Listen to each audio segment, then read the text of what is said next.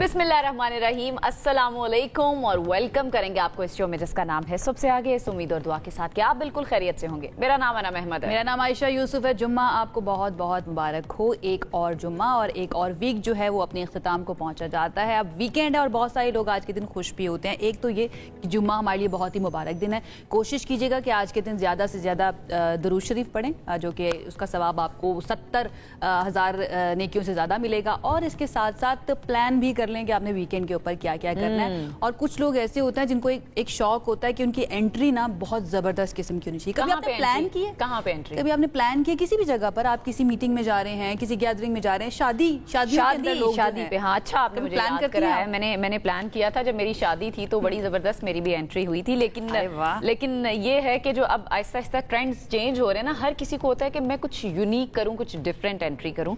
तो ऐसी एक जो हमारी पहली इंटरेस्टिंग स्टोरी है ना, वो इसी से रिलेटेड है। भारतीय रियासत मध्य प्रदेश के शहर भोपाल में एक दुल्हन ने अपनी शादी में हैवी बाइक पर एंट्री करके सब मेहमानों को हैरान कर दिया। ये विजुअल्स भी भाई हैवी लहंगा पहन के हैवी बाइक पर बैठना, एक तो मुझे ऐसा लगता है कि दुल्हन के लिए वो उस लहंगे को संभालना बड़ा मुश्किल हो जाता है, लेकिन वो लहंगा भी संभाल रही हैं, हैवी बाइक को भी संभाल रही हैं, तो डेफिनेटली भाई क्या बात है इनकी। अच्छा, घोड़े की बजाय उन्होंने कहा कि मैं हैवी बाइक सुजुकी हायाबुसा जो है ना उस पर सवार होकर अपनी शादी में जाऊंगी। और डेफिनेटली जब कुछ आप यूनिक करते हैं, मुनफरिद करते हैं, तो लोग जो है ना वो वीडियोस बना लेते हैं और वीडियोस बनाने के बाद आप वायरल भी हो जाते हैं। तो मकसद आई एम श्योर एक तो ये होगा कि इनकी जो एंट्री है बड़ी जबरदस्त हो और साथ वायरल भी हो जाए। वायरल भी हो गई। अच्छा, ये वायरल भी हुई है। और ये हायाबुसा जो बाइक है इसके बारे में बताया जाता है कि सबसे ज्यादा अगर कोई तेज बाइक है दुनिया में, वन ऑफ देम ये भी है। और इसको संभालना, इसको कैरी करना इटसेल्फ बड़ा मुश्किल होता है। और एक खातून ने एक तो उसको कैरी किया जाहिर है, और फिर इतना हैवी लहंगा, इतना हैवी जोड़ा पहनने के बाद उसको आप कैरी कर रहे हैं, तो ये है पूरा माहौल बनाया हुआ है। धुएं भी चारों तरफ से उठ रहे हैं ताकि वो जब यूनिकनेस तो है, तो बिल्कुल ऐसा लगे जैसे एक फिल्म का सीन जो है ना वो चल रहा है। लेकिन यह है कि जबरदस्त, बहुत ही अच्छा था, मजे का था, तो हमने सोचा आपके साथ शेयर कर देते हैं। एक और खबर आपको देते हैं। और व्हाइट हाउस के अंदर जो कुछ भी हो, थोड़ा सा सांस भी कुछ ज्यादा लेना तो वो एक खबर बन जाती है। लेकिन यहाँ पर मसला कुछ और था। हेल्थ केयर से तकरीब हो रही थी और इस तकरीब के दौरान अचानक से एक शख्स की हेल्थ खराब हो गई और वो गिरकर बेहोश हो गया। ये अब आपको दिखाते हैं। सदर ट्रंप की कुर्सी के पीछे हुकूमती नुमाइंदे थे और हेल्थ केयर एग्जीक्यूटिव थे। उनके साथ खड़े हुए शख्स की तबीयत अचानक से खराब हुई और वो चंद लम्हों बाद ही बेहोश भी। और तकरीब में जो शरीक दीगर अफराद थे, दीगर मेहमान थे, फौरन उन्होंने मुतासरा शख्स को सहारा देने की कोशिश की। आप देख भी सकते हैं नाम दोनों।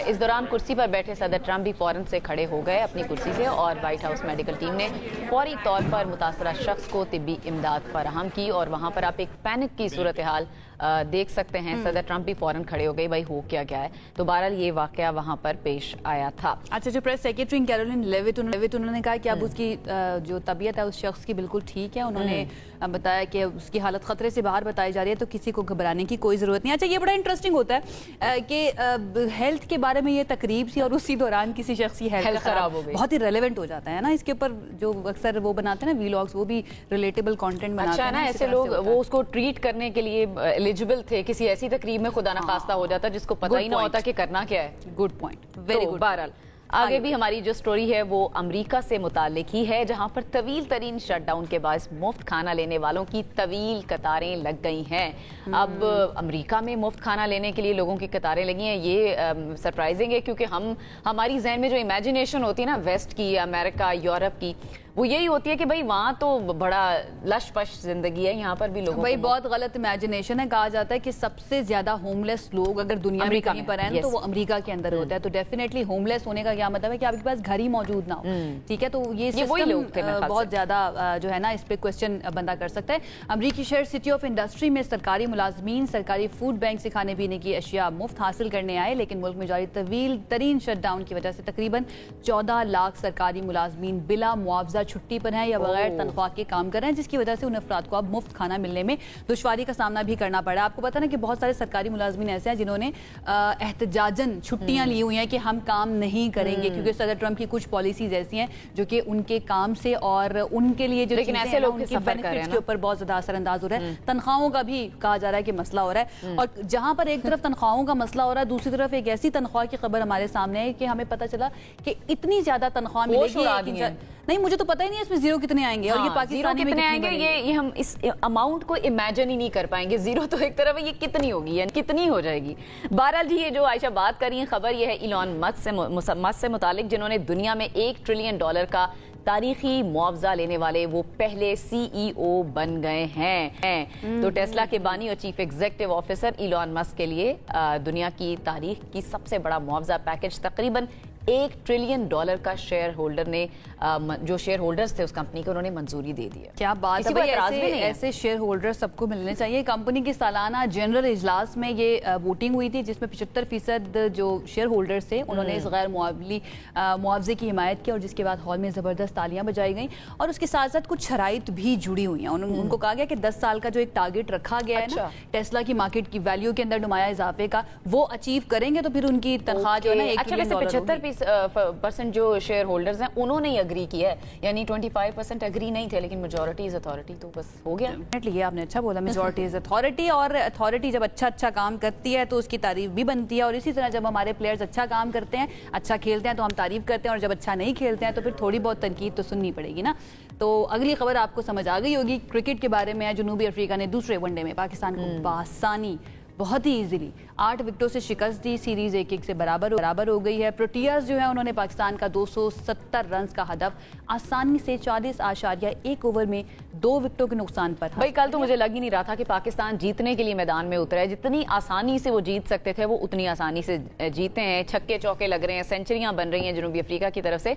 पाकिस्तानी टॉप ऑर्डर की बात करें तो बल्लेबाजों के परखचे उड़ा दिए जनूबी अफ्रीकी बॉलर्स ने। ओपनर फखर जमान की बात करें वो 0 पर चले गए, फिर बाबर आजम आए 11 रन उन्होंने बनाए, वो चले गए, फिर मोहम्मद रिजवान 4 रन बनाकर पवेलियन लौट गए। इसके अलावा ही चले जाना होता है लेकिन कुछ करके जाएं तो चले गए। चले इसको करेक्ट कर लेते हैं। 3 विकेटें जब पाकिस्तान की गिरी हैं उसके बाद आए हैं जी सलमान अली आगा और फिर साइम अयूब। इन दोनों की एक जिम्मेदाराना बैटिंग और इनिंग्स हमें देखने में मिली। अच्छी पार्टनरशिप बिल्ड हुई और दोनों बैटर्स ने निस्फ सेंचुरियां स्कोर की। थोड़ा सा सहारा मिला पाकिस्तान की बैटिंग को, पाकिस्तान के स्कोर को।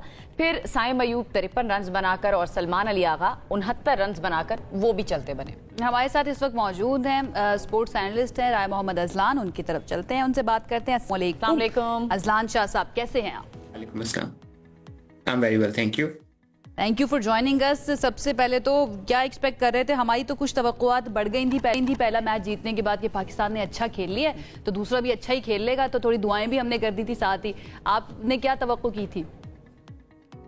तो यही थी कि पाकिस्तान को बड़ा अच्छा स्टार्ट मिला है, पाकिस्तान की होम कंडीशंस हैं तो उसको एक्सप्लॉइट करेगा और दूसरा वनडे भी जीत के सीरीज में एक अनअसेलेबल लीड ले लेगा। बट जिस तरह से हमने पावर प्ले खेला दोनों टाइम, हमेशा हमारा मसला ये रहा है कि या हम मिडिल ओवर्स में कोलैप्स कर जाते हैं, अपना मोमेंटम लूज कर जाते हैं, या हम पावर प्ले में ही मैच हार जाया करते हैं। तो दोनों इनिंग्स में यही हुआ कि पाकिस्तान ने 3 विकेटें पावर प्ले में लूज कर दी और सेकंड टाइम भी जब पाकिस्तान की बॉलिंग आई तो पावर प्ले के अंदर कोई विकेट उस तरह से नहीं निकाल सके। पहले 10 ओवर्स में उन्होंने अच्छा खासा स्कोर कर लिया था।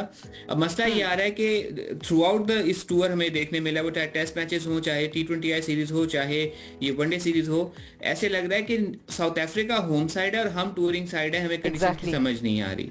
सेकंड टाइम ओस भी पड़नी थी, सेकंड टाइम आपको धुंध भी होनी थी, थोड़ा सा एटमॉस्फेयर भी थोड़ा इजी हो जाना था बैटिंग करने के लिए। टॉस जीत के हमने पहले बैटिंग कर ली, जबकि पिछले मैच में हमने चेज किया हुआ था।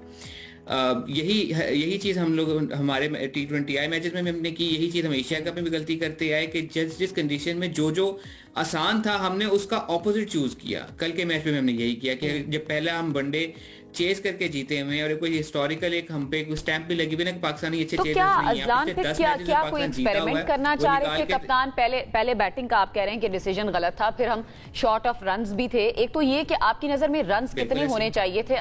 अगर साउथ अफ्रीका की टीम को हमने हराना था तो एक तो हम शॉर्ट ऑफ रन्स थे, तो कितने तक हमें ये टारगेट लेकर जाना चाहिए था? फिर जब हमारी बैटिंग की बारी आई है तो फिर टॉप ऑर्डर बुरी तरह से फ्लॉप होता चला गया, उसकी वजह आप क्या समझते हैं? आई थिंक टॉप ऑर्डर के फ्लॉप होने की सबसे बड़ी वजह ये है कि उनको जो उनके वो बॉलर हैं बर्गर, उन्होंने जिस तरह से कंडीशंस को एक्सप्लॉइट किया है, उनकी जो एक्स्ट्रा पेस और वो जो बाउंस ऑफर कर रहे थे फैसलाबाद जैसी मरी हुई विकेट के ऊपर, उसका जवाब नहीं था हमारे बैटर्स के पास इनिशियली। उसके बाद साइम अयूब का कैच बहुत अच्छा हो गया, रिटर्न कैच था, उससे ज्यादा आसान कैच ड्रॉप किया था नसीम शाह ने। उसके अलावा हमारी फील्डिंग में एक 15 रन के ऊपर मोहम्मद नवाज से थोड़ा सा मुश्किल कैच गिरा था डिकॉक का, और डिकॉक ही उसके बाद मैच को बिल्कुल 123 रन बनाए उन्होंने। स्कोर ऑन पेपर पहली इनिंग्स के एंड पे ठीक लग रहा था कि बहुत पाकिस्तान के खिलाफ साउथ अफ्रीका ने इससे पहले प्रॉब्ली चेन्नई में 271 चेज किया था। उसके अलावा साउथ अफ्रीका कभी भी इतना रन चेज नहीं कर सका पाकिस्तान के खिलाफ इन ओडीआईज। ये इनकी सेकंड हाईएस्ट रन चेज रही है। लेकिन जिस तरह से उन्होंने अपनी इनिंग स्टिच की और 120 बॉल्स रहते थे जब उनको 57 रन और चाहिए थे, तो यहाँ पर पाकिस्तान 350 भी कर लेता, तो जिस तरह से उन्होंने चेज किया था वो उनके लिए बहुत आसान चेज होता। उन्होंने 8 विकेटों पर चेज किया, जबकि पाकिस्तान पिछला मैच 8 विकेट गिरा के चेज करने में कामयाब हुआ था। बिल्कुल ठीक है, आप सही बात कर रहे हैं। नहीं है, दोनों टीमों की quality going to take responsibility. आगे वर्ल्ड कप भी आ रहा है, हम फिर किस पर रिलाई करें? हम बाबर आजम पर फिलहाल कर नहीं सकते क्योंकि पहले मैच में भी कुछ नहीं कर पाए वो, दूसरे मैच में भी उन्होंने कुछ नहीं किया। टॉप ऑर्डर भी हमारा कभी चल जाता है, कभी नहीं चलता, मोस्टली नहीं चल रहा होता। मिडिल ऑर्डर एक मैच में चल जाए, उसके बाद दूसरे मैच का उसको पता नहीं होता चलेगा या नहीं चलेगा। कंसिस्टेंसी तो है ही नहीं, हमने रिलाय किस पर करना है? हमारे साथ सबसे बड़ा जो जुल्म हुआ है ना, वो ये हुआ है कि वो जो एक पे टैग लगा हुआ है कि ये अनप्रिडिक्टेबल है, और हमने उस चीज को सेलिब्रेट करना शुरू कर दिया कि ये अनप्रिडिक्टेबल है। अनप्रिडिक्टेबिलिटी सेलिब्रेट करने वाली चीज नहीं होती, that should be point of concern. Celebrate करने वाली चीज होती है आपकी कंसिस्टेंसी, कि आप कंसिस्टेंटली अच्छा करते हुए जा रहे हैं। अनप्रिडिक्टेबल इंसान को तो कोई नौकरी पे भी नहीं रखता कि भाई कब पता नहीं ये क्या कर दे, और हम उस चीज को सेलिब्रेट करते हुए आ रहे हैं। तो जब तक हमारी टीम कंसिस्टेंटली अच्छी क्रिकेट नहीं खेलेगी, हम नहीं जीत सकते। हम एक मैच अच्छा खेलते हैं, दूसरे मैच में हमारे सामने के हमने आई थिंक 14 रन पे हमारी 3 विकेटें गिर गई हुई थी। जब तक हम उसको कंसिस्टेंटली चीजों को लेके नहीं चलेंगे तब तक चीजें ठीक नहीं होंगी। सेकेंडली दूसरी बात यह कि इस तरह की सीरीज होती हैं, आपके पास मौका होता है कि आप अपने कॉम्बिनेशन ट्राई करके अपनी टीम को बिल्ड करना शुरू करते हैं। तो अगर वनडे वर्ल्ड कप की बात की जाए तो वो 2027 में है, तो पीसीबी में और जितनी भी मैनेजमेंट है उसके बड़ा क्लोजली काम किया है। तो आप बड़े अच्छे तरीके से बता सकते हैं कि बिहेवियर क्या होता है या फिर उस वक्त क्या चल रहा होता है दिमाग के अंदर, टीम मैनेजमेंट के अंदर, खास तौर पर जब टीम अच्छा परफॉर्म नहीं कर रही है। व्हाट डू यू थिंक, आपने क्या ऑब्जर्व किया कि क्या सोच रही होती है उस वक्त टीम मैनेजमेंट, कोचेस क्या सोच रहे होते हैं, या बाकी जितने भी मैनेजमेंट के लोग हैं वो क्या सोच रहे होते हैं कि किस तरह से बेहतरी लेकर आनी है? देखिए, अब देखिए, जानबूझ के तो बुरा कोई भी नहीं करता। अब उसमें यह है कि बेहतर होता है कि आप, और गलतियां सभी से होती हैं, बेहतर ये होता है कि आप उन गलतियों से सीखें और उन गलतियों को रिपीट मत करें। पाकिस्तान पिछले कुछ अरसे में ओडीआई की बड़ी डिसेंट साइड रही है। हमने ऑस्ट्रेलिया को ऑस्ट्रेलिया में हराया था, साउथ अफ्रीका को साउथ अफ्रीका में हराया था। अनफॉर्चुनेटली हमारी चैंपियंस ट्रॉफी, बिकॉज हमने टीम ही बहुत अजीबोगरीब से सिलेक्ट की थी, कोर्स रन की अच्छी नहीं रही। इस वनडे सीरीज में भी पाकिस्तान एक्सपेक्टेड था कि साउथ अफ्रीका को टफ टाइम देगा, but south Africa despite not having the best player in the side, because exactly Azlan में यही बात करने लगी कि आपने कहा, आपने शुरू में बात की कि दोनों टीम्स का कोई कंपैरिजन ही नहीं है। आपने साउथ अफ्रीका को ज्यादा एज दिया कि वो बहुत तगड़ी साइड है, ऑल्दो उनके जो मेन प्लेयर्स हैं वो इस टीम में हैं ही नहीं, बहुत सारे नए प्लेयर्स इस टीम में शामिल हैं, उसके बावजूद भी आप इस टीम को एज दे रहे हैं। और हमारी साइड पे अगर हम देखें तो हमारे पास एक्सपीरियंस प्लेयर हैं, बाबर आजम है, मोहम्मद रिजवान है, शाहीन है, सब खेल रहे हैं। अच्छा, मैं इसमें बैटिंग ऑर्डर के हवाले से बात करना चाहूंगी। जो 7वें नंबर पर आने वाले मोहम्मद नवाज है वो बड़े अच्छे रन करके जा रहे हैं, थोड़ा सा टीम को सहारा देके जा रहे हैं। 59 रन उन्होंने बनाए, फिर उसके साथ निभाया है। फहीम अशरफ ने वो भी बड़ा अच्छा स्टैंड उन्होंने भी दिया है। तो आपको लगता है आने वाले दिनों में या फ्यूचर में कहीं ना कहीं फिनिशर का रोल ये दो प्ले कर सकते हैं अगर इनको हम रखें टीम में constantly? I think Fahim Ashraf का जो स्टार्ट था एज ए ऑलराउंडर जो हुआ था, वो यही हुआ था कि इसको डेजिग्नेटेड फिनिशर के तौर पे ही मिकी आर्थर यूज किया करते थे when he was the head coach of Pakistan team. Over the years वही मसला आया ना कि जब हमारा अब जैसा हमने नए खिलाड़ियों पुराने खिलाड़ियों की बात की, हमारे जब खिलाड़ी नए आते हैं ना वो बहुत बेहतर होते हैं और बड़ा प्रॉमिस शो करते हैं, लेकिन विद टाइम वो बजाय मजीद बेहतर होने के वो तनज़ली का शिकार हो जाते हैं। जबकि साउथ अफ्रीका में जैसे मैंने बताया कि 5 बड़े खिलाड़ी ना होने के बावजूद जो जिन खिलाड़ियों ने रिप्लेस किया वो लग रहा था कि फ्रॉम द वर्ड गो वो रेडी थे इंटरनेशनल क्रिकेट के लिए। ये साबित करता है कि वहां पे जिस किस्म का भी उनका डोमेस्टिक क्रिकेट स्ट्रक्चर है वो खिलाड़ी को इतना तैयार करके इंटरनेशनल टीम तक लाता है कि जब वो आता है टीम में तो वो रेडी होता है कि वो कभी भी किसी भी सिचुएशन के लिए परफॉर्म कर सके।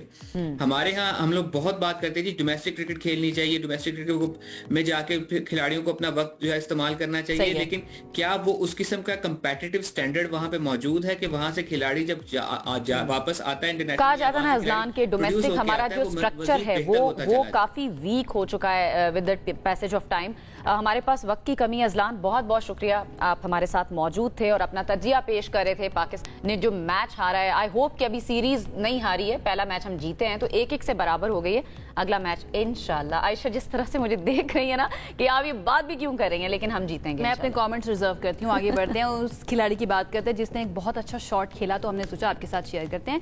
न्यूजीलैंड और वेस्ट इंडीज के दूसरे T20 में न्यूजीलैंड के ओपनर डेविन कॉनवे का जबरदस्त छक्का, दिलकश स्कूप शॉट पर गेंद को अपने और विकेट कीपर के सर के ऊपर से उन्होंने बाउंड्री के बाहर पहुंचाया। What do you think about? ये बहुत मुश्किल है, ये शॉट लगाना बहुत मुश्किल है। स्कूप शॉट तो one of the toughest shot होती है। अब देखिए, आप पता नहीं उनसे तुक्के से लग गई है या बस उन्होंने तारीफ करके लगाई है या फिर बॉलर ने बॉल ऐसी कराई। अब अरे नो, उनके जहन में क्या चल रहा था। बहरहाल दाद के तो मुस्तहिक हैं कॉन्वे। अब अनम कह रही हैं कि बहुत मुश्किल शॉट है, तो हम मान लेते हैं क्योंकि मैंने कभी क्रिकेट नहीं खेली तो I don't know about it. मैंने खेली नहीं है बट मैंने लेकिन देखते हुए लग रहा है कि वाकई में बहुत ज्यादा मुश्किल है, बट वेरी इंप्रेसिव। हमने सोचा आपके साथ शेयर कर देते हैं। अब बात कर देते हैं अपनी पॉलिटिक्स के बारे में। पाकिस्तान के अंदर जो इस वक्त सिचुएशन चल रही है, हमें नजर आ रहा है कि काफी ज्यादा मुलाकातें, कोशिश की जा रही है कि मुख्तलिफ पार्टियों को राम किया जा सके ताकि 27वीं आईनी तरमीम जो है ना उसको जल्द अज जल्द मंजूर करवाया जा सके, ऐवान बाला से भी, ऐवान ज़ेरी से भी। बहुत सारी पार्टियां जो कि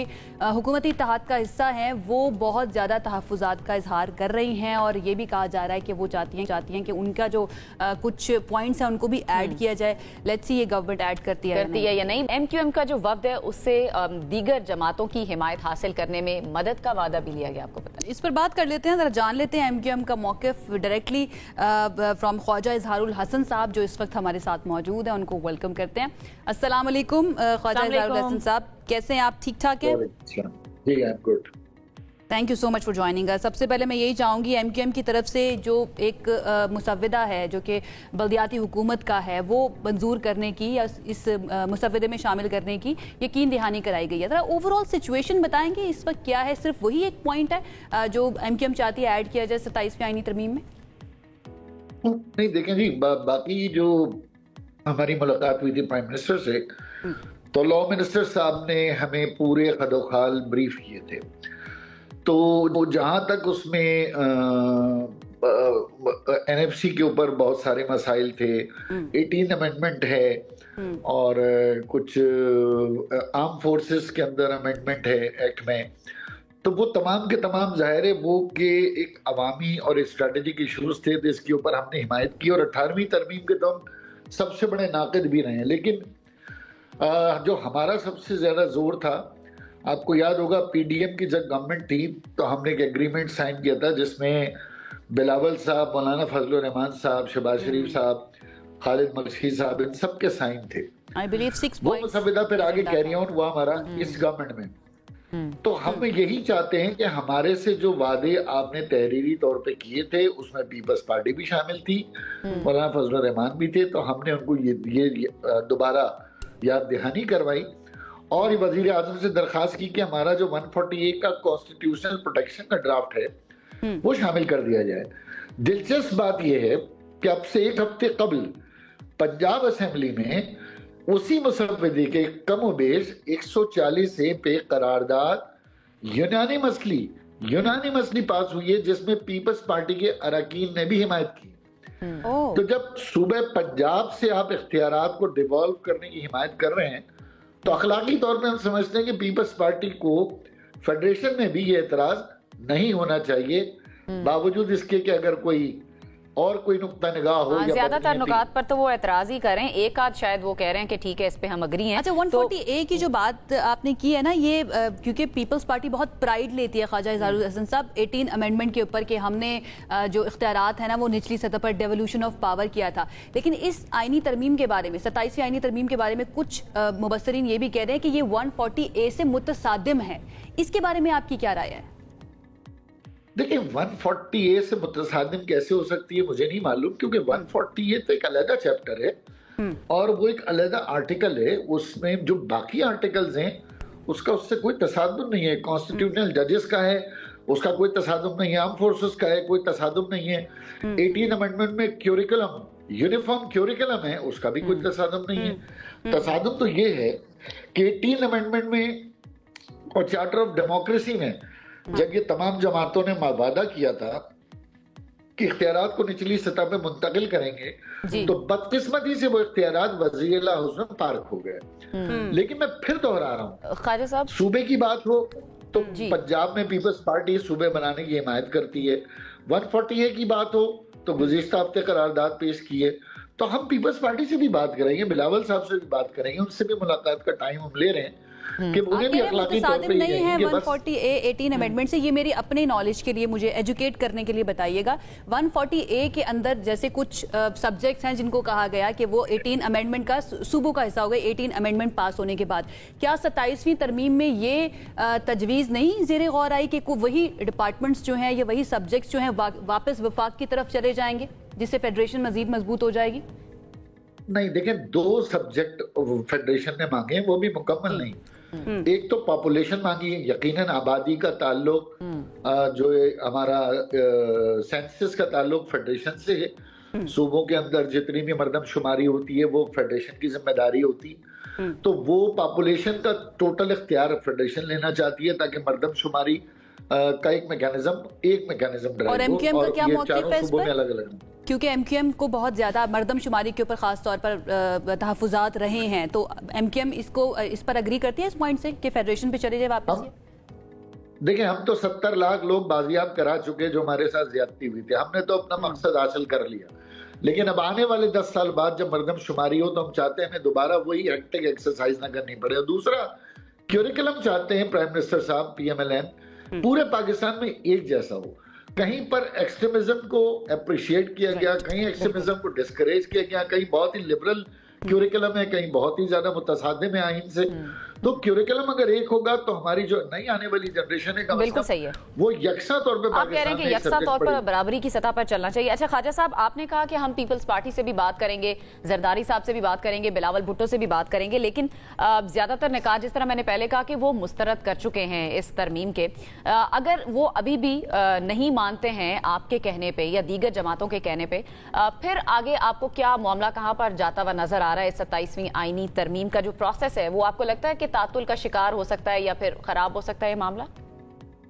नहीं जी, हम तो चाहते हैं पीपल्स पार्टी अगर उसकी मुखालफत करती है तो बिल्कुल खुल के करे, वोट ना दे, उसके खिलाफ वोट दे। अगर ये राय बन रही है पीपल्स पार्टी में, और हम ये चाहते हैं कि उनका ये तहरीरी मुआहदा भी फिर हम मंजर आम पे लाएंगे, उनका मंशूर भी लाएंगे, और एक जो बादियों नजर में एक बदनीयती मुझे नजर आ रही है वो भी मेरा ख्याल है अवाम के सामने रखेंगे। बाकी सिंध के अवाम की किस्मत है जो रूरल एरियाज से उनको 17 साल से मनोवन भुगत रहे हैं वो भुगतते रहे, लेकिन अर्बन एरियाज जो है ना वो रजिस्ट करेंगे। लेकिन वो कल हम पढ़ रहे थे, बल्कि तकरीर भी की CM सिंध ने, मुराद अली शाह ने, कि वो न्यूयॉर्क से तजबीह दे रहे हैं कि तब्दीली जो है ना वो सिंध से शुरू हुई थी। यंगेस्ट मेयर जो है वो पहले सिंध ने चूज किया था, उसके बाद न्यूयॉर्क तक वो तब्दीली गई है।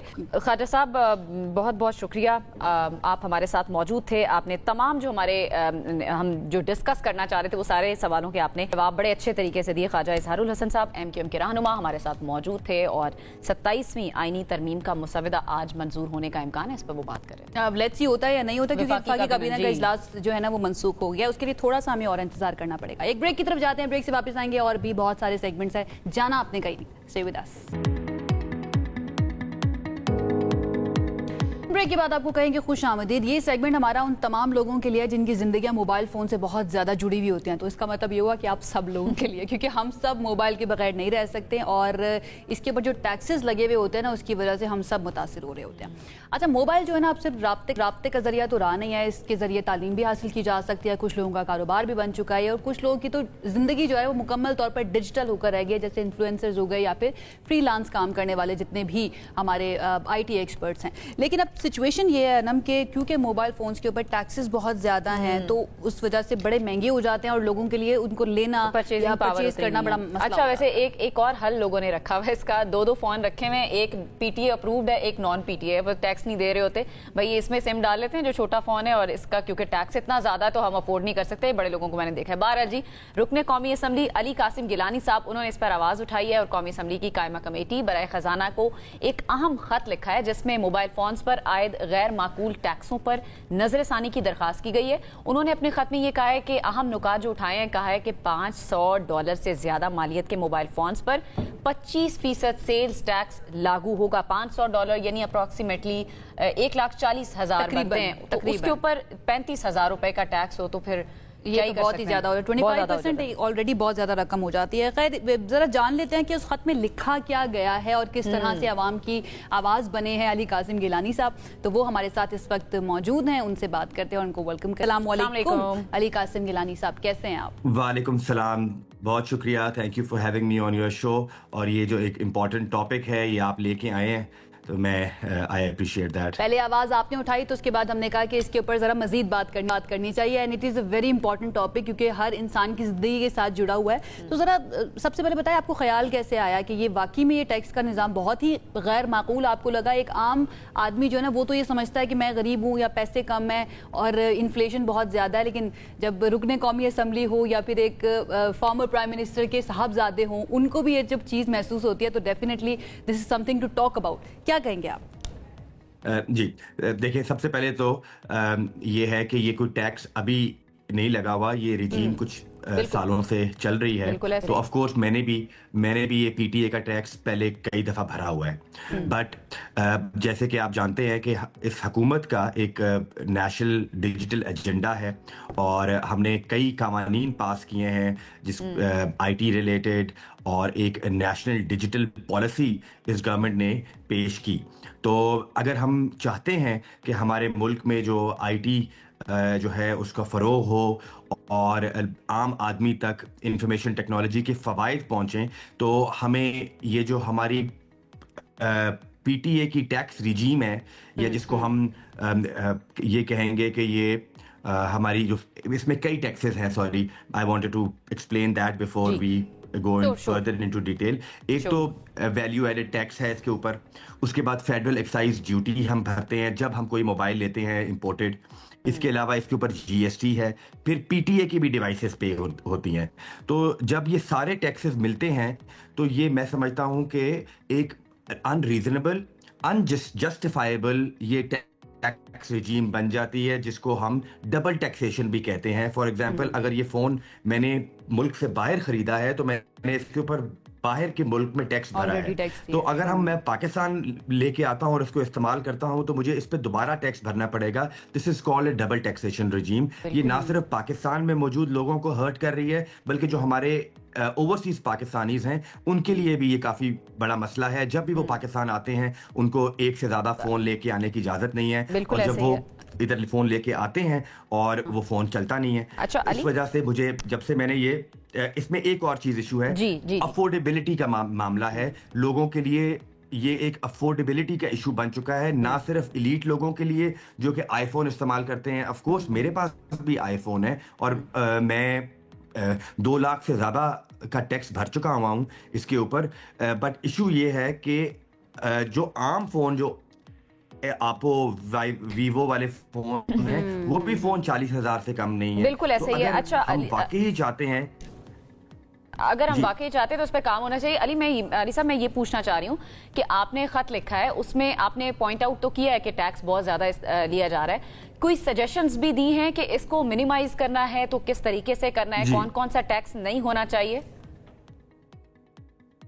जी, हमारी ये सजेशन है कि बिल्कुल टैक्स होना चाहिए, और अगर आप इंपोर्टेड फ़ोन यूज़ कर रहे हैं, प्रीमियम फ़ोन यूज़ कर रहे हैं, जैसे कि सैमसंग है, आईफोन है, तो यू हैव टू पे टैक्स। लेकिन वो टैक्स जो है वो रीज़नेबल होना चाहिए, ना कि 2.5 लाख रुपए होना चाहिए, जो कि गाड़ियों के बराबर अब मोबाइल फ़ोन का टैक्स कर दिया है, जो कि गैर मुनासिब है। और एक बात को जो कॉमन सेंस है उससे भी बात ये समझ नहीं आती कि आप 4 लाख रुपए का फोन ले रहे हैं, उसके ऊपर 2.5 लाख रुपए उसके ऊपर टैक्स भर रहे हैं। तो जो हमने सजेशन दी है अपने इस खत के जरिए, जो मैंने ना सिर्फ कौमी असम्बली की फाइनेंस कमेटी के मेंबरान को भेजा है, बल्कि सेनेट की कायमा कमेटी की मेंबरान को भी भेजा है, कि मैक्सिमम स्लैब जो मोबाइल फोन्स पे होनी चाहिए वो 50,000 से ज्यादा का टैक्स होना लेकिन अली, नहीं इसके बावजूद भी लोग बड़ी तादाद में ये जो लग्जरी फोन्स हैं ये खरीदते हैं, इतने भारी भरकम टैक्स के बावजूद भी।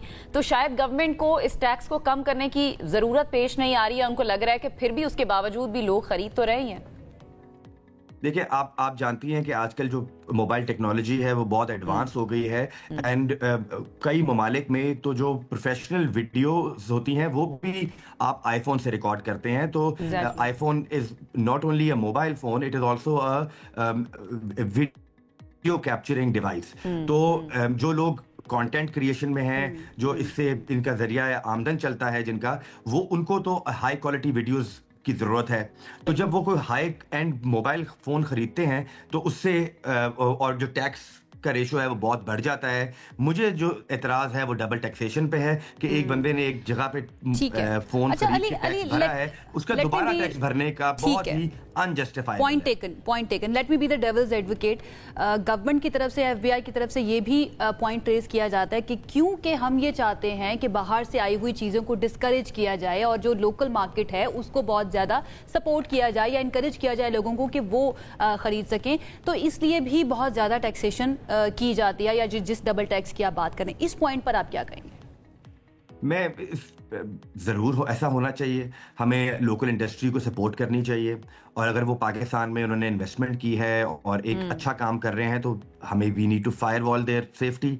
बट जो भी आप टैक्स लगाएं वो कम से कम रीजनेबल होना चाहिए। ये ना हो कि लोगों को जो है, जिस तरह आपने अपने इंट्रो में बताया कि लोगों ने 2-2 फोन रखे हुए हैं, कुछ लोग जो हैं वो कई माह जो हैं वो पीटीए टैक्स अवॉइड करने के लिए मुख्तलिफ सिम्स इस्तेमाल करते हैं ताकि जुगाड़ निकल आते हैं। बिल्कुल ऐसे सही कह रहे हैं। मैं ये प्रपोज कर रहा हूँ कि हमारी जो लोकल इंडस्ट्री है उनके साथ हम बैठें। ये कोई वन साइडेड आर्बिट्री डिसीजन मैं नहीं मांग रहा। मैं चाहता हूँ कि कमेटी जो है फाइनेंस की वो लोकल हमारे मैन्युफैक्चरर्स को भी बुलाए, उनसे उनके मसाइल पे बात हो, वो बताएं कि हाँ हमें ये इतना टैक्स जो है वो जस्टिफाइबल है। जाहिर है वो भी चाहते हैं कि लोगों की अफोर्डेबिलिटी हर्ट ना हो। मैं एक एग्जांपल आपको देना चाहता हूं रिगार्डिंग ये जो DRIBS सिस्टम होता है, जो फोन ब्लॉक होता है आफ्टर 60 डेज, इसके ऊपर भी मेरी ये सजेशन है कि इस 60 डेज को बढ़ा के 120 डेज कर दिया जाए। बिकॉज अगर आप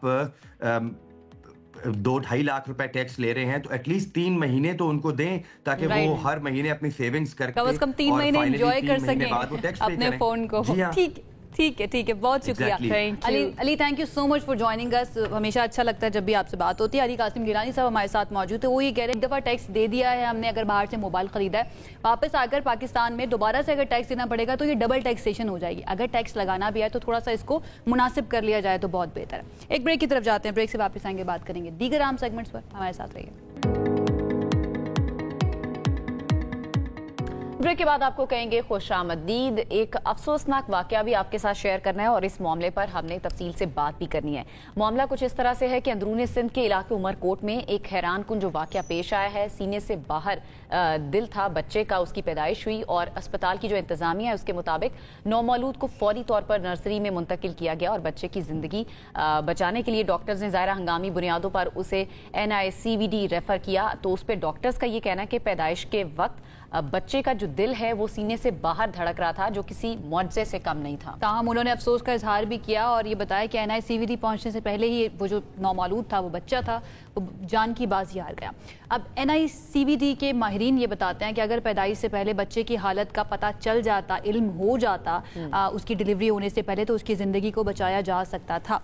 तो इस केस को भी थोड़ा सा डिस्कस करते हैं, और फिर इस तरह के जब केसेस सामने आते हैं तो प्रिवेंटिव मेजर्स क्या हो सकते हैं, या फिर डॉक्टर्स क्या रेकमेंड करते हैं कि किस तरह से बच्चों की जान बचाई जा सकती है अगर उनके साथ इस तरह का वाक़या पेश आए। तो हमारे साथ इस वक्त मौजूद हैं डॉक्टर अब्दुल सत्तार शेख साहब, जो कि हेड हैं पीडियाट्रिक कार्डियोलॉजी NICVD के। उनकी तरफ चलते हैं और उनसे इस बारे में बात करते हैं। डॉक्टर साहब, थैंक यू सो मच हमें ज्वाइन करने के लिए। आई होप आप बिल्कुल ठीक ठाक होंगे। सबसे पहले मैं चाहूँगी कि इस केस के बारे में थोड़ा सा ज़रा बता दीजिए आप, उसके बाद हम इस सिचुएशन के ऊपर बात करेंगे कि कौन से प्रिवेंटिव मेजर्स दिए जा सकते हैं। जैसे कि आपने सुना कि एक बच्चा था जिसका दिल सीने से बाहर था, इसको हम मेडिकल टर्म्स में कहते हैं एक्टोपिया कार्डिया। एक्टोपिस कार्डियस ये होता है कि दिल सीने से बाहर आ जाए, और दिल जो होता है ना वो सीने के अंदर होता है, हड्डी के पीछे होता है।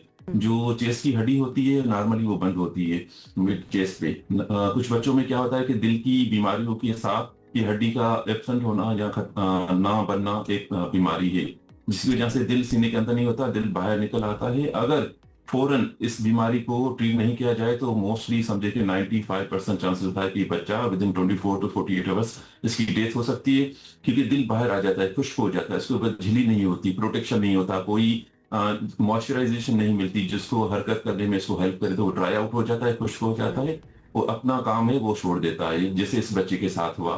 तो इनको पता नहीं था, टाइमली रिफर नहीं हुए, और जब तक इनको पता चले और रिफर हो तब तक ये देखिए अपनी जिंदगी की बाजी हार गया। अच्छा डॉक्टर साहब, जब डिलीवरी से पहले स्कैनिंग वगैरह हो रही होती है खातून की, क्या उस वक्त पता चल सकता है कि ये वाली बच्चे के साथ कंडीशन है और इस कंडीशन के साथ बच्चा पैदा होगा? देखिए अभी मेडिकल साइंस ने बहुत ज्यादा डेवलपमेंट कर ली है, एडवांस स्टेज में आ गए हैं। पैदाइश से पहले ही हम लोग क्या करते हैं कि एक स्क्रीनिंग कर लेते हैं कि क्या खानदान के अंदर कोई बीमारियां तो नहीं है जिन जो बच्चों में ट्रांसफर हो सकती हैं। और उसके बाद क्या करते हैं कि बच्चे की वेल बीइंग देखते रहते हैं अल्ट्रासाउंड के हिसाब से। उसमें देखते हैं कि दिल की बनावट कैसी है, दिल के चार खाने प्रॉपर बनने हैं, बनावट है कि नहीं है, दिल की शरीयाने ओके है नहीं है, दिल के खाने चेम्बर्स कैसे हैं, वॉल कैसे हैं। इसको हम फीटल इकोकार्डियोग्राफी कहते हैं। वो ये नॉर्मली हमारे पास जैसे NICVD सेंटर से वहां पे अवेलेबल।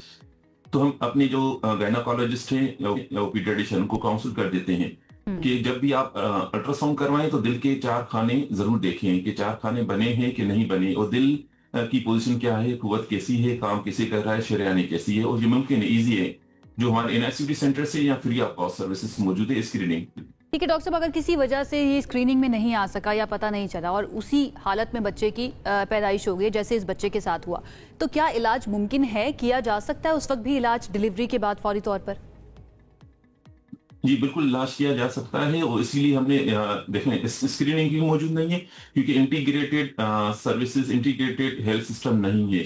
हमने गवर्नमेंट ऑफ सिंध को अप्रोच भी किया है, हेल्थ मिनिस्टर ने इसको अप्रिशिएट भी किया है और स्टार्टअप किया है कि जितने भी हेल्थ सेंटर से वहां पे वेल बेबी स्क्रीनिंग स्टार्ट होनी चाहिए, ताकि हमें पता चले कि दिल की या दिल के अलावा जिस्मानी और कोई बीमारियां हैं जिसको हम फौरन पैदाइश के बाद हमें कोई ना कोई इलाज करना हो, उसको हम देखें, और उसके साथ है कि हम प्रिवेंट करें कि ये बीमारियां डेवलप ही ना हो या कम से कम उनकी का रेशो कम हो जाए। और ये बीमारी जो आपको बताया कि दिल बाहर आ जाना सीने से, ये खतरनाक बीमारी है, मगर हमारे पास ये बच्चे अगर पहुंच जाते हैं तो क्या करते हैं, इसको सीने के अंदर सेट कर देते हैं। बिल्कुल ठीक कह रहे हैं डॉक्टर साहब। सिंध की अगर हम खास तौर पर बात करें, वहां पर कितने हॉस्पिटल्स ऐसे हैं जहां पर ये वाली सहूलत मौजूद है कि इलाज किया जा सके अगर कोई बच्चा इस तरह से पैदा होता है तो, या फिर प्रिवेंटिव मेजर्स के लिए किन किन के पास स्क्रीनिंग के वो टेक्नोलॉजी मौजूद है जिससे पता लगाया जा सकता है? एटलीस्ट जो NICVD और SICVD जो कार्डियोवैस्कुलर नेटवर्क है वो कराची के अलावा हैदराबाद, टंडोमन खान, नवाब शाह, सखर, लाड़काना, खैरपुर, मिट्टी, सेवन, इन जगहों पे कार्डियोवैस्कुलर नेटवर्क है। जहाँ पे कार्डियोवैस्कुलर नेटवर्क है वहाँ पे अल्ट्रासाउंड इकोकार्डियोग्राफी सर्विसेज मौजूद होती है, और वहाँ पे हम फीटल इकोकार्डियोग्राफी मींस माँ के पेट के अंदर बच्चे का इको करते हैं, मोस्टली उन माओं में जिनमें हमें पता होता है कि कोई ना कोई बीमारी, दिल की बीमारी का हाई चांस है। वो जी हमारे पूरे नेटवर्क में सिंध में मौजूद है, वो फ्री ऑफ कॉस्ट है। अच्छा, तो इसमें मुझे ये बताएगा कि डिलीवरी जो है वो फिर कहाँ करवानी चाहिए अगर इस तरह की कोई चीज़ स्क्रीनिंग में आ जाती है? जिस तरह आप NICVD का बता रहे हैं कि यहाँ पर तो इसका प्रॉपर इलाज और आप दिल जो है वो वापस अपनी उसकी जगह पे फिक्स कर सकते हैं, तो डिलीवरी ही वहाँ लेकर आना चाहिए माँ को करीबी अस्पताल में, या वहीं पर ले आएं, या जब बच्चा डिलीवर हो जाता है, आपने खुद बताया कि जैसे 24 आवर्स के बाद फिर जान को खतरा हो सकता है, तो उस 24 आवर्स का टाइम पीरियड है उसमें लेके आना चाहिए? देखिए ना, मैंने आपको कहा कि अभी सिंध गवर्नमेंट ने सेंटर्स बना दिए डिफरेंट सिटीज में, कराची में नेटवर्क है, तो वहां पे हम जो गायनाकोलॉजिस्ट उनको कहते हैं कि अगर वेल बेबी स्क्रीनिंग में उनको कोई भी शक लगता है कि दिल की बनावट सही नहीं है तो हमारे NICVD SICVD सेंटर में भेज दें। वहां पे हम देख लेते हैं कि इसका रिस्क क्या है, वो दिल की बीमारी किस नौयत की है, कितनी खतरनाक है, उस हिसाब से फैमिली को काउंसिल करते हैं और गायनाकोलॉजिस्ट को हम लेटर लिख के भेज दें जो नियर बाय टर्शरी सेंटर हो। जैसे सखर में एक सेंटर मौजूद है, टर्शरी केयर सेंटर है, लाड़काना में है, हैदराबाद में है, बाकी जगहों पे भी है, तो वहां पे हम उनको कहते हैं कि बच्चे की डिलीवरी वहां पे करें जहां पे कम से कम न्यूनेटल केयर हो, पीडियाट्रिशियन मौजूद हो, एनेस्थीसिया की सर्विसेज हो, गायनाकोलॉजी का इमरजेंसी सेटअप हो, वहां से हम बच्चे को डिलीवर करके कोऑर्डिनेशन में रहते हैं। अगर आप तक इत्तलात पहुंच जाए तो डॉक्टर साहब, इन द एंड वक्त हमारे पास कम है, ये होता क्यों है, इसके पीछे रीजन क्या है, एंड देन बचा कैसे जा सकता है इस चीज से? देखिए, ये आपने बहुत इंपॉर्टेंट क्वेश्चन कहा है, इससे हम बहुत बच सकते हैं क्योंकि हमारे पास रेशो जो है बहुत ज्यादा है as compare to develop countries. इसके मल्टीपल फैक्टर्स है, जैसे आपने देखा होगा कि दिल की बीमारियां एक तो जेनेटिक होती हैं कि खानदान के अंदर मोस्टली चलती हैं, उसके अलावा जैसे कोई माँ प्रेगनेंसी में उसको पता ना हो पर आप कोई मेडिसिन ऐसी खा लें जिसका बच्चे के दिल पे और जिस्म पे असर होता हो, नॉर्मल नजर जुकाम उल्टी जुलाब की दवाएं स्टोर से खा लेते हैं, इसलिए कहते हैं कि दवाएं नहीं खानी चाहिए। दूसरा है कि उनको अपनी शुगर का पता नहीं होता, ब्लड प्रेशर का कंट्रोल नहीं होता, वैक्सीनेशन नहीं करवाते, या फिर कि जो गाँव की औरतें होती हैं जमीन पे काम करती हैं तो कीड़े मार दवा जो स्प्रे करते हैं तो वो जमीनों पे चली जाती है, तो वो फ्यूम्स होते हैं, वो जाकर बच्चे को नुकसान पहुंचाती है, या फिर एक वो एक्सरे करवा लेती है प्रेगनेंसी में जो रेडिएशन होती है, या उसके अलावा वो बहुत सारी बीमारियां होती हैं। अगर वो बीमारियां जैसे जरासीम की बीमारियां इन्फेक्शन से उसको अगर टाइम के साथ कंट्रोल नहीं किया जाए, प्रॉपर इलाज ना किया जाए, जैसे कि हमारे रूरल एरियाज में है, तो ट्रीटमेंट नहीं की जाएगी तो इन्फेक्शन फैल जाता है, वो बच्चे को असर करता है। वो उनको प्रिवेंट कैसे कर सकते हैं? ऐसे ही कर सकते हैं जैसे PPHI है और health care integrated system develop होना चाहिए ताकि माँ को प्रेगनेंसी से पहले ही हम काउंसिल करें कि nutrition is a important factor. माँ की ग्रोथ है डायरेक्टली बच्चे पे इफेक्ट करती है कि उसको multivitamin, iron, nutrition, protein proper मकदार में खानी चाहिए। वो पूरा उनको हम चार्ट बना के दें, जो कि मेन सिटीज में तो है, स्टिल जो स्मॉल सिटीज है या तालुका डिस्ट्रिक्ट हॉस्पिटल से वहां पे ये सर्विस नहीं है, तो इसको प्रिवेंट ऐसे कर सकते हैं हम properly integrated health system start करें। भी है और एक और पॉइंट मैं यहाँ पर ऐड करना चाहूंगी, then will conclude this session, कि हमारे रवैये भी बहुत ज़्यादा मैटर करते हैं इस चीज़ को बहुत ज़्यादा, स्पेशली अगर हम रूरल एरियाज़ की बात करें, वहाँ पर हमें ख़वातीन काम उस हालत में भी बहुत ज़्यादा मेहनत वाला काम करते हुए नज़र आ रही होती हैं जिसमें उनको आराम की ज़रूरत होती है। खैर, बहुत शुक्रिया आपका। डॉक्टर अब्दुल सत्तार शेख साहब हमारे साथ मौजूद थे, बहुत इंपॉर्टेंट पॉइंट्स उन्होंने उठाए हैं। अगर आप खुद वाइफ एक्सपेक्ट कर रही है या आपके घर में कोई ऐसी खातून है जो एक्सपेक्ट कर रही है, तो उनके लिए बहुत ज़रूरी है कि अपने मल्टीविटामिन्स लें। दवाएं जो है ना वो डॉक्टर्स की रेकमेंड करदा ही लेनी है। अपनी शुगर का भी ख्याल रखना है, ब्लड प्रेशर जो है ना उसको चेक करवाते रहना बहुत ज़्यादा ज़रूरी है। इन सब चीज़ों का अगर ख्याल रखा जाएगा तो फिर इंशाल्लाह जो बच्चा है वो बिल्कुल ठीक हो जाएगा। अच्छा जी, हमें आगे बढ़ना है और आगे बढ़कर एक बहुत ही इंटरेस्टिंग स्पोर्ट्स जो मुझे बड़ा ना एक्साइट करता है जब भी इसके बारे में हम बात कर रहे होते हैं या कोई गेस्ट हमारे पास आता है ना, उसकी बात करते हैं। Jeep rally. हाँ, कभी की आपने? मैंने नहीं की, लेकिन कभी देखी है नजदीक से जाके? नहीं देखी भी नहीं है। अच्छा, 12 टीवी पे देखी है, टीवी पे मैंने भी देखी है। मुजफ्फरगढ़ की हम बात करें जहां पर जारी 10वीं थल जीप रैली में इस्लामाबाद से ताल्लुक रखने वाली खातून jeep racer super Salma Khan Marwat भी शरीक हैं, जो कि थल के रेगिस्तान में पहले भी अपनी महारत के जौहर दिखाकर खवातीन कैटेगरी में चैंपियन वो रह चुकी हैं। बिल्कुल रह चुकी हैं और हम अपने शो के अंदर उनको मदू भी कर चुके हैं, उनका इंटरव्यू भी कर चुके हैं। बहुत ही अमेजिंग और बहुत ही ज़बरदस्त उनकी पर्सनैलिटी है। ज़रा चलते हैं, देखते हैं वहाँ पर क्या सिचुएशन है। फारूक शेख हमारे नुमाइंदे हमें बता रहे हैं। जी बिल्कुल, अगर बात की जाए 10वीं थल जीप रैली की तो यहाँ पर जो रंगारंग इवेंट्स हैं वो जारी हैं और दिलचस्प और असाब शिकन मुकाबले हैं उनका सिलसिला जारी है। अगर यहाँ बात की जाए मुल्क भर से आने वाले जीप रेसर्स की तो यहाँ पर खवातीन की तादाद भी काफी बढ़ती जा रही है और इसी तरह हर साल यहाँ पर थल के सहरा में यहाँ जो एक चैलेंजिंग ट्रैक बनाया जाता है उसके लिए खुसूसी तैयारी के साथ सुपर सलमा खान यहाँ पर शिरकत करती हैं और इस वक्त वो हमारे साथ मौजूद है। उनसे पता करेंगे कैसे तैयारी के साथ आई हैं। मेरे लिए इस दफा बड़ा चैलेंजिंग ट्रैक है क्योंकि मैं ब्लाइंडली जा रही हूँ इस ट्रैक पे, बट मैं एंजॉय करूंगी और मुझे लगता है कि मैं अच्छी परफॉर्मेंस दिखाऊंगी। जी बिल्कुल, इनका यही कहना था कि ये जो थल का जो ट्रैक है ये चैलेंजिंग जरूर है, लेकिन इन्होंने जिस तरह गाड़ी को तैयार किया और अपनी तैयारी की है वो अपनी रेस को यहाँ पर फिनिश करने के लिए और इसमें कामयाबी हासिल करने के लिए पुरअज़्म है। फारूक शेख हमारे साथ मौजूद है। उन तमाम लोगों के लिए बहुत ही एक्साइटिंग ये होता है जिनको स्पीड बहुत ज्यादा एक्साइट करती है। डेफिनेटली जीप रैली के अंदर जिसकी स्पीड ज्यादा होगी तो डर ही लगता वही है। जीत रहा होता है। स्पीड से गाड़ी भी स्पीड में जा रही हो, मुझे तो डर लग रहा था भाई, हल्की डरना चाहिए, अपना ख्याल भी रखना चाहिए। एक ब्रेक की तरफ जाते हैं, वापस आएंगे, साथ रहिए। ब्रेक के बाद आपको कहेंगे खुशामदीद। एक और अहम मामला जो कि आपके हमारी सेहत से मुतालिक है और किचन से मुतालिक है। ये ठंडी हो गई, इसको मैं गर्म करवा लूं माइक्रोवेव में?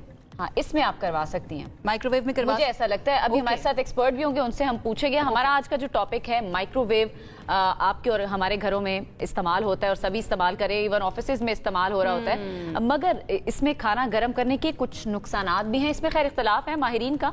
आलमी इदारा सेहत के मुताबिक माइक्रोवेव की जो शुआएं हैं खुद नुकसानदेह नहीं होती, मगर इसका जो गैर मोहतात इस्तेमाल है ना वो बड़ा खतरनाक हो सकता है। अच्छा, आप कुछ बता रही थी कि आपके घर में क्या मना करते हैं? मेरे जो मियाँ हैं वो 2-3 चीजों से तो मुझे मना करे थे। एक तो मैं प्लास्टिक के बर्तनों में पहले खाना गर्म कर लेती थी, बड़ा इजीली, जो भी बर्तन है उसमें रख दिया आपने, लेकिन प्लास्टिक के जो बर्तनों में खाना गर्म करना वो बड़ा आपकी सेहत के लिए खतरनाक है, ये मुझे वहां से पता चला। फिर वो मुझे कह रहे थे कि आपने सामने नहीं खड़े होना, जब माइक्रोवेव चल रहा है उसकी शुआएं जो है वो आपको आप पे असरअंदाज होती हैं। ये वाली बात जो है ना, ये मेरे लिए बहुत ही इंटरेस्टिंग थी, लेकिन अक्सर ये हम देख रहे होते हैं, आपके घर में भी होता होगा, हमारे घर में भी होता है, और समटाइम्स ऑफिस में जो खाना गर्म करने के लिए माइक्रोवेव रखे होते हैं उसमें हम देख रहे होते हैं कि प्लास्टिक के जो यूटेंसिल्स होते हैं या बर्तन होते हैं उसके अंदर खाना गर्म कर रहे होते हैं। कुछ लोग वो जो एक फोम की तरह का एक बॉक्स होता है जिसमें अक्सर चावल या बिरयानी आ रही है, डिस्पोजेबल होता है, उसके अंदर गर्म कर रहे होते हैं। या फिर कुछ तो ऐसे भी होते हैं जो प्लास्टिक का थैला होता है ना, पॉलीथीन बैग, उसके अंदर अगर चाय आई है या कोई सालन आया है वो उसी में गर्म करना शुरू कर देते हैं।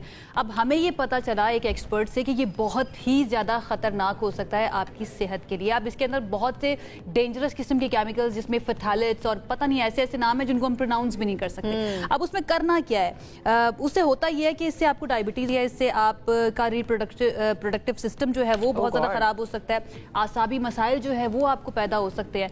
तो ये जरा जानने की कोशिश करेंगे। आज हमारे साथ इस सिलसिले में माहिर मौजूद होंगे कि कौन कौन से बर्तन ऐसे हैं जिनको हम इस्तेमाल कर सकते हैं और कौन कौन से बर्तन ऐसे हैं जिनको हम इस्तेमाल नहीं कर सकते हैं। अच्छा, अब हमारे पास कुछ बर्तन आ भी चुके हैं, ये आपको दिखा देते हैं हम। अब ये वाला बर्तन आपने देखा, ये इससे क्या हुआ है कि ये माइक्रोवेव में रख के इसकी ये हालत हो चुकी है कि इसकी प्लास्टिक अंदर से जल गई है, लेकिन फिर भी हम इसको इस्तेमाल करते रहते हैं। और दूसरी प्लेट आप दिखा ये भी तकरीबन इसी कंडीशन में, इसका अंदर से जो प्लास्टिक है ना वो खराब हो चुका है। अब हमने असल में जानना ये है कि ये एक तो सिरेमिक के भी बर्तन अक्सर हम देखते हैं कि वो भी कहीं ना कहीं खराब हो जाते हैं, तो खराब बर्तन को रखना जो यूज के काबिल नहीं, चाहे वो सिरेमिक का है या कांच का है, वो भी खतरनाक हो सकता है, या सिर्फ ये जो प्लास्टिक की प्लेट्स हैं ये ही खतरनाक हो सकती हैं। सबका ही आप देखिए ऑलमोस्ट यही हाल है क्योंकि माइक्रोवेव में इस्तेमाल हो रही होती है। अच्छा, ये बड़ा इंपॉर्टेंट है, ये हम मेरे ख्याल से हमारे किचन से तो नहीं आई ना, कह दो ये हमारे सैंपल के तौर पे मंगवाई, सैंपल के तौर पर ये मंगवाई है तमाम लोगों के घर से जो हमारी टीम का हिस्सा, ताकि उनके घर में जो खराब प्लेट्स है ना उनको हम दिखा सके। अच्छा, हम जरा चलते हैं अपने एक्सपर्ट की तरफ और उनसे मजीद जानते हैं कि क्या क्या नुकसानात हो रहे हैं अगर हम इन यूटेंसिल्स का इस्तेमाल करें माइक्रोवेव में खाना गर्म करने के लिए। हमारे साथ हेल्दी लाइफस्टाइल और super food expert doctor Shahzad Basra sahab मौजूद हैं। बहुत ही फेमस है, आप उनको जानते हैं सोशल मीडिया पर, अगर आप उनको फॉलो करते हैं, स्पेशली हेल्दी लाइफस्टाइल के ऊपर बहुत फोकस इनका रहता है। उनको वेलकम करते हैं। अस्सलाम वालेकुम डॉक्टर साहब, कैसे हैं आप? वालेकुम अस्सलाम, अल्हम्दुलिल्लाह जी। थैंक यू सो मच हमें ज्वाइन करने के लिए। डॉक्टर साहब, आपने हमारा इंट्रो सुना, आप सुन रहे हैं सारी हमारी बातें, सही कह रहे हैं आप? जी बिल्कुल। जरा बताइए कितना खतरनाक हो सकता है माइक्रोवेव के अंदर इस तरह की यूटेंसिल्स का इस्तेमाल, जो कि आपकी बॉडी के अंदर खतरनाक केमिकल्स को या आपके खाने के अंदर मिक्स कर सकता है उस केमिकल को? देखिए जी, पहले तो खाना जो नॉर्मली हमारा खाना पकता था, गर्म होता था, वो आग जलाया करते थे और उसके ऊपर आपने बर्तन रखे हैं, पका रहे थे। अब ये कि बदलते वक्त के साथ कि थोड़े टाइम में आपने जल्दी से खाना गर्म करना है, जब पकाना है, तो उसके लिए रेडिएशन को यूज किया। तो रेडिएशन में कुछ रेडिएशन ऐसी होती हैं जैसे गैमा रेज और एक्स रेज, जो कि आपके जिस्म के अंदर या किसी भी फूड के ऊपर पड़ेंगी तो वो उसको आयोनाइज कर देती हैं, वो फिर कैंसर काज करती हैं और बाकी प्रॉब्लम करते हैं। लेकिन उसमें कुछ ऐसी शॉर्ट वेव जो ना रेडिएशन आई, जिसे माइक्रोवेव कहते हैं, ये सिर्फ और सिर्फ पानी को गर्म कर देती है और उस पानी के अंदर या उस लिक्विड के अंदर जो भी फूड है उसको जल्दी से गर्म कर देती है, ये आयोनाइज नहीं करती। तो एज सच ये रेडिएशन सेफ है। अभी तक कोई ऐसी स्टडी नहीं आई कि डायरेक्ट इस वेवलेंथ ने खराबी पैदा की हो। खराबी पैदा होती है बर्तनों से। जो आपके शीशे के बर्तन है वो सबसे सेफ है, कोई मसला नहीं। आप कोशिश करें कि शीशे के बर्तन के अंदर इसको इस्तेमाल करें। ठीक है। दूसरी ये है जिसे सिरामिक कहते हैं, उर्फे आम में जिसे हम चीनी के बर्तन कहते हैं, या आजकल वो पत्थर वाले बर्तन आ रहे हैं। लेकिन उसमें एहतियात ये जरूरी है कि उसके ऊपर कोई बहुत ज्यादा पेंट समटाइम किया होता है, वो ना हो। अगर खालिस सफेद रंग के आपके सिरामिक के बर्तन है वो भी ठीक है। लेकिन जो प्लास्टिक है, कोई भी प्लास्टिक है, देखिए आपके ऊपर लिखा हो, उसके ऊपर लिखा होगा सेफ और माइक्रोवेव, लेकिन हु नोज कि वो वाकई सेफ है। मेरे सामने जो प्लेट पड़ी हुई है डॉक्टर साहब, अभी आपने वो पेंट की बात की, एक तो ये खुद प्लास्टिक की और उसके ऊपर देखिए एक डिजाइन भी बना हुआ है, फूल बना हुआ है। यानी मुझे तो लगता है कि ये डबल जो है ना, इसका नुकसान होना शुरू हो जाएगा। अच्छा फिर बताइए करना क्या चाहिए? या बता रहे हैं कि क्या खानों से भी फर्क पड़ता है? अगर प्लास्टिक, मैं चीनी का खाना, चीनी के बर्तन के अंदर खाना गर्म कर रही हूँ, या कोई ऐसा खाना है जैसे अगर मैं चाय की बात करूं, चाय इस मग के अंदर है जो कि चीनी का है, इसको अगर मैं गर्म करती हूँ तो ये ठीक है, या फिर चाय को गर्म ही नहीं करना चाहिए? कुछ खाने ऐसे होते हैं जिनको गर्म ही नहीं करना चाहिए, इसके बारे में जरा बताइए। देखिए वो एक अलहदा पूरा सब्जेक्ट है कि खाने को कितना गर्म करना है, कैसे गर्म करना है, कितना गर्म करना है। अभी हम बात करें माइक्रोवेव की, तो माइक्रोवेव के अंदर अगर आपका ये सिरामिक का या शीशे का है, ये सेफ है। यू बीइंग द एक्सपर्ट, उससे भी फायदा उठा लूं। हाँ, अच्छा ये सेफ है। अच्छा मुझे और दूसरा के खाने को बार बार जो गर्म करते हैं ना, उसके अंदर कुछ बैक्टीरिया ऐसे रह जाते हैं जो कि बहुत नुकसानदेह होते हैं। और जो प्लास्टिक है ना, प्लास्टिक चाहे हम शीशे के बर्तन में गर्म करें, डॉक्टर साहब सॉरी मैं आपकी बात काट रही हूँ, चाहे हम शीशे के बर्तन में ही गर्म करें और बार बार गर्म करें एक ही खाने को, उसका थोड़ा सा बता दें कि वो भी उतना ही खतरनाक फिर बन जाता है जितना हम प्लास्टिक के बर्तनों में कर रहे होते हैं। देखिए खाने को जो बार बार गर्म किया जाता है ना, उसके अंदर भी कुछ बैक्टीरिया और केमिकल ऐसे बन जाते हैं कि जो फिर गर्म करने से और बढ़ते हैं, कम नहीं होते, वो भी नुकसानदेह है। तो कोशिश करें कि एक ही दफा खाना या चाय गर्म करें। अच्छा डॉक्टर साहब एक और चीज कि जब बर्तन को हम ढक के भी, ज़ाहिर कहते हैं कि माइक्रोवेव में आपने ऐसे नंगा बर्तन नहीं रखना, खाने का जो आपने चीज गर्म करनी है उसको ढक के रखना चाहिए। अब उसको ढकने के लिए भी जो कवर्स आते हैं, मैं इसको सवाल को कर लूं फिर आप बता दीजिएगा, जो उसको ढकने के लिए कवर्स हम घरों में इस्तेमाल करते हैं वो भी प्लास्टिक के आते हैं मार्केट में, उस बारे में भी थोड़ा सा बता दें। ये बिल्कुल गलत कंसेप्ट है कि क्योंकि माइक्रोवेव के अंदर आप लंबी कुकिंग तो करते ही नहीं है ना, तो अब लंबी कुकिंग करेंगे तो उससे खुश क्या होना है? आप तो बड़ी छोटे टाइम पे कुकिंग करते हैं, इसलिए वो ड्राई नहीं होता जो ऊपर आपने कवर करना है। जो कवर करने के लिए आप प्लास्टिक यूज कर रहे हैं वो भी खतरनाक है। अगर किसी ने करना भी है तो कम से कम वो इतना दूर हो कि खाने के साथ टच कम से कम ना करे, लेकिन करने क्यों इस्तेमाल है? ठीक है, ठीक है। और दूसरा जब खाना गर्म करते हैं ना, दो प्रॉब्लम होते हैं, माइक्रोवेव और एक होता है माइक्रोवेव ओवन, जिसके अंदर मोस्टली बेकिंग वगैरह की जाती है। उसके बारे में बताइए, क्या वो भी इसी तरह से नुकसानदेह हो सकता है अगर बेकिंग के लिए ऐसे यूटेंसिल्स का इस्तेमाल किया जाए जो कि माइक्रोवेव ओवन फ्रेंडली नहीं है? देखिए जो माइक्रोवेव है वो वेवलेंथ सेम है। आप कोशिश करें इसको शॉर्ट टाइम खाना गर्म करने के लिए माइक्रोवेव बेस्ट है। अगर आपने पूरा खाना पकाना है, लंबी बेकिंग करनी है, उसके लिए आपके दूसरे ओवन या एयर ओवन वो ऑप्शन मौजूद है, वो यूज करें। माइक्रोवेव और माइक्रोवेव ओवन को लॉन्ग टर्म या मुकम्मल कुकिंग के लिए रिकमेंडेड नहीं है। ये शॉर्ट टर्म क्विक गर्म करने के लिए सबसे आइडियल चीज है। अच्छा एक और चीज है जो मार्केट में कुछ अर्सा पहले ही आई है और बड़ी फेमस हो गई, हर दूसरे घर में लोग इसको इस्तेमाल करें, क्योंकि कहा यह जा रहा है कि एयर फ्रायर की मैं बात कर रही हूँ कि एयर फ्रायर जो है वो सेफेस्ट है आपकी सेहत के लिए। जो हम घी में तले हुए खाने खा रहे होते हैं, यहाँ पे आपको घी या ऑयल का इतना इस्तेमाल नहीं करना पड़ रहा होता। तो इसके बारे में भी थोड़ा सा बता दें, ये ठीक है, ये कोई नुकसान दे तो नहीं है एयर फ्रायर का इस्तेमाल? देखिए, एक आप जैसे अंडा ही बना रहे हैं, उसके अंदर फॉर एग्जांपल 100 कैलोरी है, लेकिन जब आप उसको डीप फ्राई करके आप बनाते हैं तो उसकी 200, 250, 300 कैलोरी कर लेते हैं। सही है। वो तो डेफिनेटली ठीक है। तो अब आप कैलोरी कम करने के लिए आप एयर ओवन का इस्तेमाल कर रहे हैं, जो एयर फ्रायर का यूज कर रहे हैं। एयर फ्रायर इंतहाई सेफ है। सिर्फ आप उसमें ख्याल ये करना है उसके अंदर कोई नॉन स्टिक मटेरियल तो नहीं लगा। अगर वो शीशा, ग्लास और इस किस्म का मटेरियल है फिर वो बिल्कुल सेफ है। और दूसरा ये है कि उसका जो कटा फटा नहीं है, टूटा हुआ नहीं है, बाहर से हवा नहीं जा रही, तो वो अदरवाइज एयर ओवन जो है ना, एयर फ्रायर जो है ना, वो सेफ है। हाई टेम्परेचर के ऊपर सबसे प्रॉब्लम ये होता है कि जब भी हाई टेम्परेचर के ऊपर कुकिंग होती है उसके अंदर डेफिनेटली एक्रिलामाइड तो बनते ही बनते हैं। एक मेरा पॉइंट क्लियर कर दें, जो मेरे घर पे भी मुझे कहा जाता है कि आपने ये नहीं करना, जिस तरह मैंने अपने इंट्रो में भी कहा कि अवन के सामने खड़े नहीं हो आपने होना जब खाना गर्म हो रहा है। क्या सामने खड़े होने से शुआएं आप पे असरअंदाज हो रही होती है? देखिए, जो अच्छे वाले माइक्रोवेव है ना, उसका जो आपको कवर नजर आ रहा होता है ना, विंडो नजर आ रही थी, उसके अंदर ऐसा ग्लास लगा होता है कि उसमें जो माइक्रोवेव रेडिएशन है वो बाहर नहीं आती। लेकिन अगर वो पुराना हो गया या वहां से थोड़ा बहुत क्रैक है या दरवाजा थोड़ा बहुत क्रैक है तो वो माइक्रोवेव की जो रेडिएशन है वो बाहर आएगी, वो गड़बड़ होगी। तो आप ये ख्याल करें कि अगर आप कोशिश करें कि ज्यादा करीब ना ही खड़े हो, जब आप उनसे खोलना है पहले उसको बंद होने दें, उसके बाद कोई 2-4 सेकंड टाइम दें कम से कम, फिर खोलें। ये नहीं अभी चल रहा है खोल रहा है फटाफट आपने अंदर से निकाल लिया, तो रेडिएशन को आप एक्सपोज होंगे। ठीक है। अच्छा डॉक्टर साहब, यू बीइंग द एक्सपर्ट, मुझे जरा ये बताइए, आपकी मौजूदगी का मैं फायदा उठाऊं, आग पे बना हुआ खाना और फिर एक माइक्रोवेव ओवन में बना हुआ खाना और फिर एयर फ्रायर के अंदर जो खाना आप तैयार करते हैं अपने आप के लिए, क्या तीनों की न्यूट्रिशन में भी फर्क होगा? देखिए जी, सहज पके सो मीठा हो। जितना हल्की आंच के ऊपर पकेगा वो खाना उतना ज्यादा अच्छा होगा। उसके अंदर एक्रिलामाइड भी नहीं बनेंगे।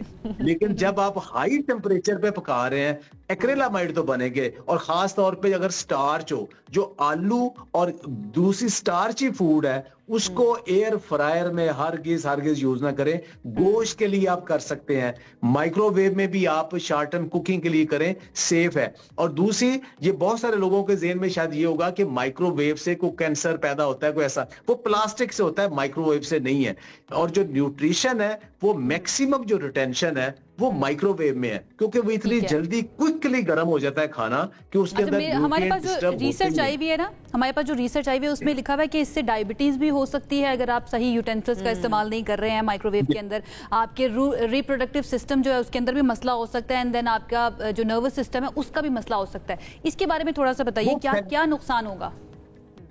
वो असल में जो प्लास्टिक जब गर्म करते हैं ना तो उसके अंदर फैलेट और पीजीए ऐसे कंपाउंड पैदा होते हैं कि जो डायबिटीज करते हैं, इंसुलिन रेजिस्टेंस करते हैं, इम्यून सिस्टम आपका डिस्टर्ब करते हैं, आपका कोलेस्ट्रॉल को डिस्टर्ब करते हैं और आर्थराइटिस का बायस होते हैं।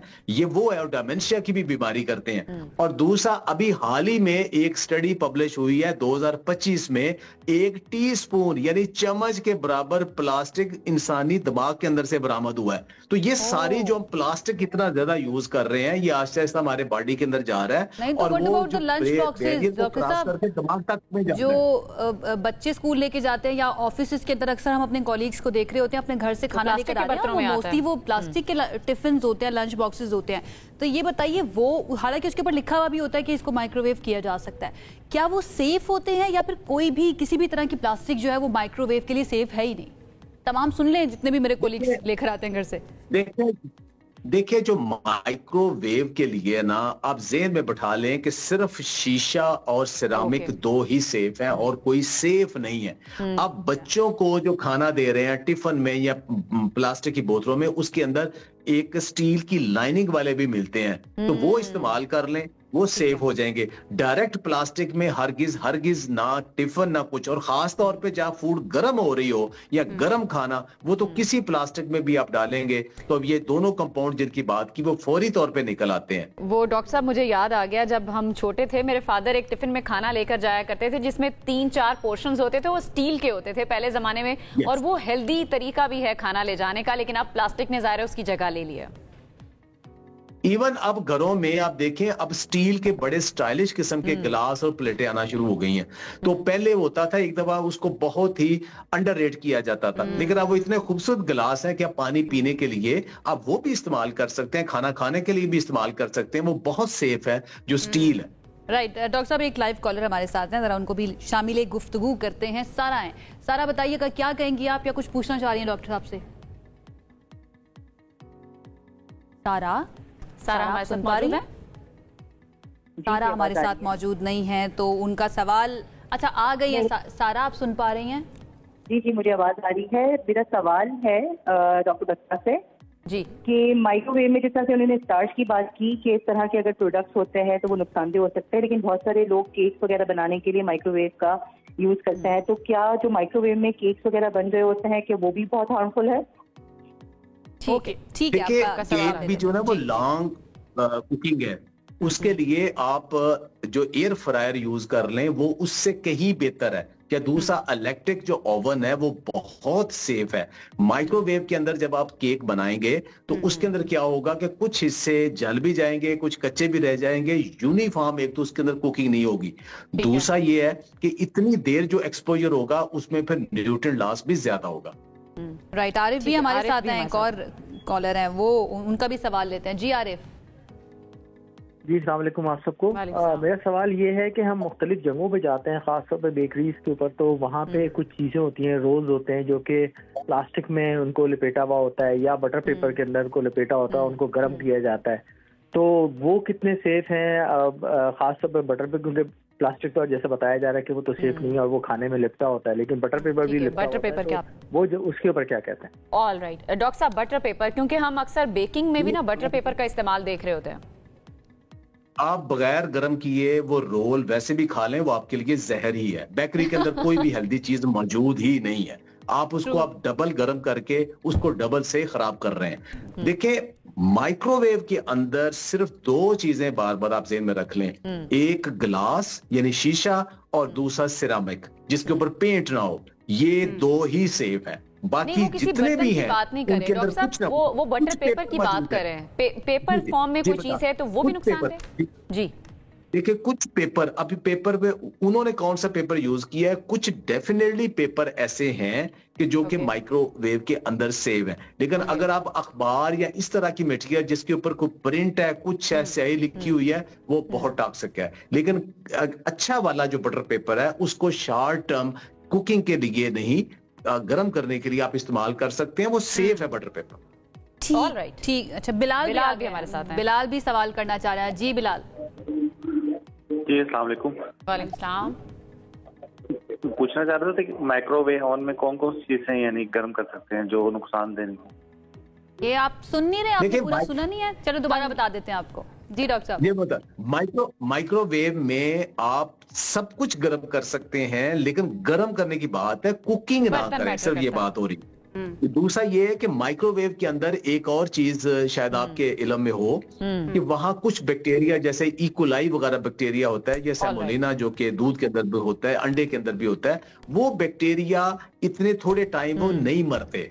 ये एक नुकसान जो माइक्रोवेव का वो भी है। तो इसलिए नॉर्मल जो कुकिंग है ना, तवे के ऊपर, लोहे के तवे के ऊपर, लोहे की हांडियों के ऊपर, स्टील के बर्तनों में वही करें, उसको सिर्फ गर्म करने के लिए इस्तेमाल करें। वैसे और अच्छा ये है बगैर डॉक्टर साहब के फ्राइंग पैन उठाएं और उसमें खाना गर्म कर लें बजाय माइक्रोवेव के झंझट में पड़ने के, लेकिन जाहिर है उसमें थोड़ी सी मेहनत दरकार है। जिनके पास प्रॉपर किचन ना हो तो फिर ऑफिस वगैरह के लिए है कि आप बर्तनों में एहतियात जरूर करें। ठीक है, बहुत शुक्रिया। डॉक्टर शहजाद बसरा हमारे साथ मौजूद है। बहुत इंपॉर्टेंट पॉइंट्स उन्होंने बताए हैं, जिसमें से सबसे ऊपर जो है ना वो ये, अपने माइक्रोवेव के अंदर कुछ भी गर्म करना है उसके लिए या तो शीशे के बर्तन का इस्तेमाल करें या फिर सिरामिक्स यानी कि चीनी के बर्तन वगैरह जो होते हैं। प्लास्टिक कोई भी सेफ नहीं है, आप करें ही मत। अपने आप को महफूज करें, अपनी हेल्थ का ख्याल करें। आजकल आपको पता है वैसी हेल्थ हैजर्ड्स जो है ना इतने सारे हमारे इर्द गिर्द मौजूद हैं कि जितना आप अपने आप को बचा सकते हैं उतना ही अच्छा होगा। आगे बढ़ते हैं। एक और इंपॉर्टेंट टॉपिक है जिस पे हमने बात करनी है, वो है आर्टिफिशियल इंटेलिजेंस या AI का इस्तेमाल, जो कि दुनिया में इनकलाब ला रही है और दुनिया भर में ना सिर्फ काम करने के तरीके अब बदल रहे हैं बल्कि मईशतें वो भी तेजी से डिजिटल हो रही हैं। AI डिफ्यूजन रिपोर्ट 2025 के मुताबिक मुत्तहिदा अरब अमारात और सिंगापुर उन ममालिक में शामिल हैं जहां पर 50% से ज्यादा अफराद जो हैं वो रोजमर्रा जिंदगी में AI टूल्स इस्तेमाल कर रहे हैं। 50% हो गए वहां। हमने 2 से 3 रोज पहले आपको इंटरेस्टिंग स्टोरीज के अंदर ये रिसर्च आपके साथ शेयर की थी। आज हमने सोचा कि इसके ऊपर जरा डिटेल में बात कर लेते हैं कि पाकिस्तान के अंदर अगर सिर्फ 15% ऐसे हैं जो AI का इस्तेमाल करें तो इसकी रीजन क्या है, कितना पोटेंशियल मौजूद है और फिर पाकिस्तान जो है इन टूल्स को डेवलप करने के लिए क्या क्या कर सकता है। इस पर बात करने के लिए हमारे साथ मौजूद है सदफ खान जो कि डिजिटल एक्सपर्ट हैं। उनकी तरफ चलते हैं और बारे में बात करते हैं। Sadaf, thank you so much हमें ज्वाइन करने के लिए। आई होप आप बिल्कुल ठीक ठाक हैं। सबसे पहले तो इस रिपोर्ट के बारे में आपकी क्या राय है कि पाकिस्तान में सिर्फ 15% ऐसी पॉपुलेशन है जो AI का इस्तेमाल कर रही है? देखिए, एक तो ये कि रिसर्च स्पेशली जो ग्लोबल नॉर्थ में डेवलप्ड कंट्रीज़ में बनी हुई रिसर्चेस होती हैं वो हमेशा कम्प्लीटली आपके जो लोकल कॉन्टेक्स्ट है उसके हिसाब से उसकी मेथडोलॉजीज वगैरह बनी नहीं होती। तो थोड़ी सी एक तो मुझे स्केप्टिसिज्म भी है कि वाकई क्या 15% ही है। दूसरा ये कि जो अल्फाज इस्तेमाल किए गए हैं ना कि AI का इस्तेमाल, जितने लोग भी अगर फेसबुक इस्तेमाल कर रहे हैं, अगर वो व्हाट्सएप इस्तेमाल कर रहे हैं, अगर वो टिकटॉक इस्तेमाल कर रहे हैं, तो आई वुड अज्यूम कि AI का इस्तेमाल एक्चुअली उससे कहीं ज़्यादा होगा क्योंकि स्पेशली हमारी वो पॉपुलेशन जो ज़्यादा पढ़ी लिखी नहीं है उनके लिए जो व्हाट्सएप पे स्पेशली AI की फीचर्स मौजूद हैं या फेसबुक के ऊपर जो फीचर्स मौजूद हैं उनके लिए वो बहुत ज़्यादा अट्रैक्टिव फीचर्स होंगे।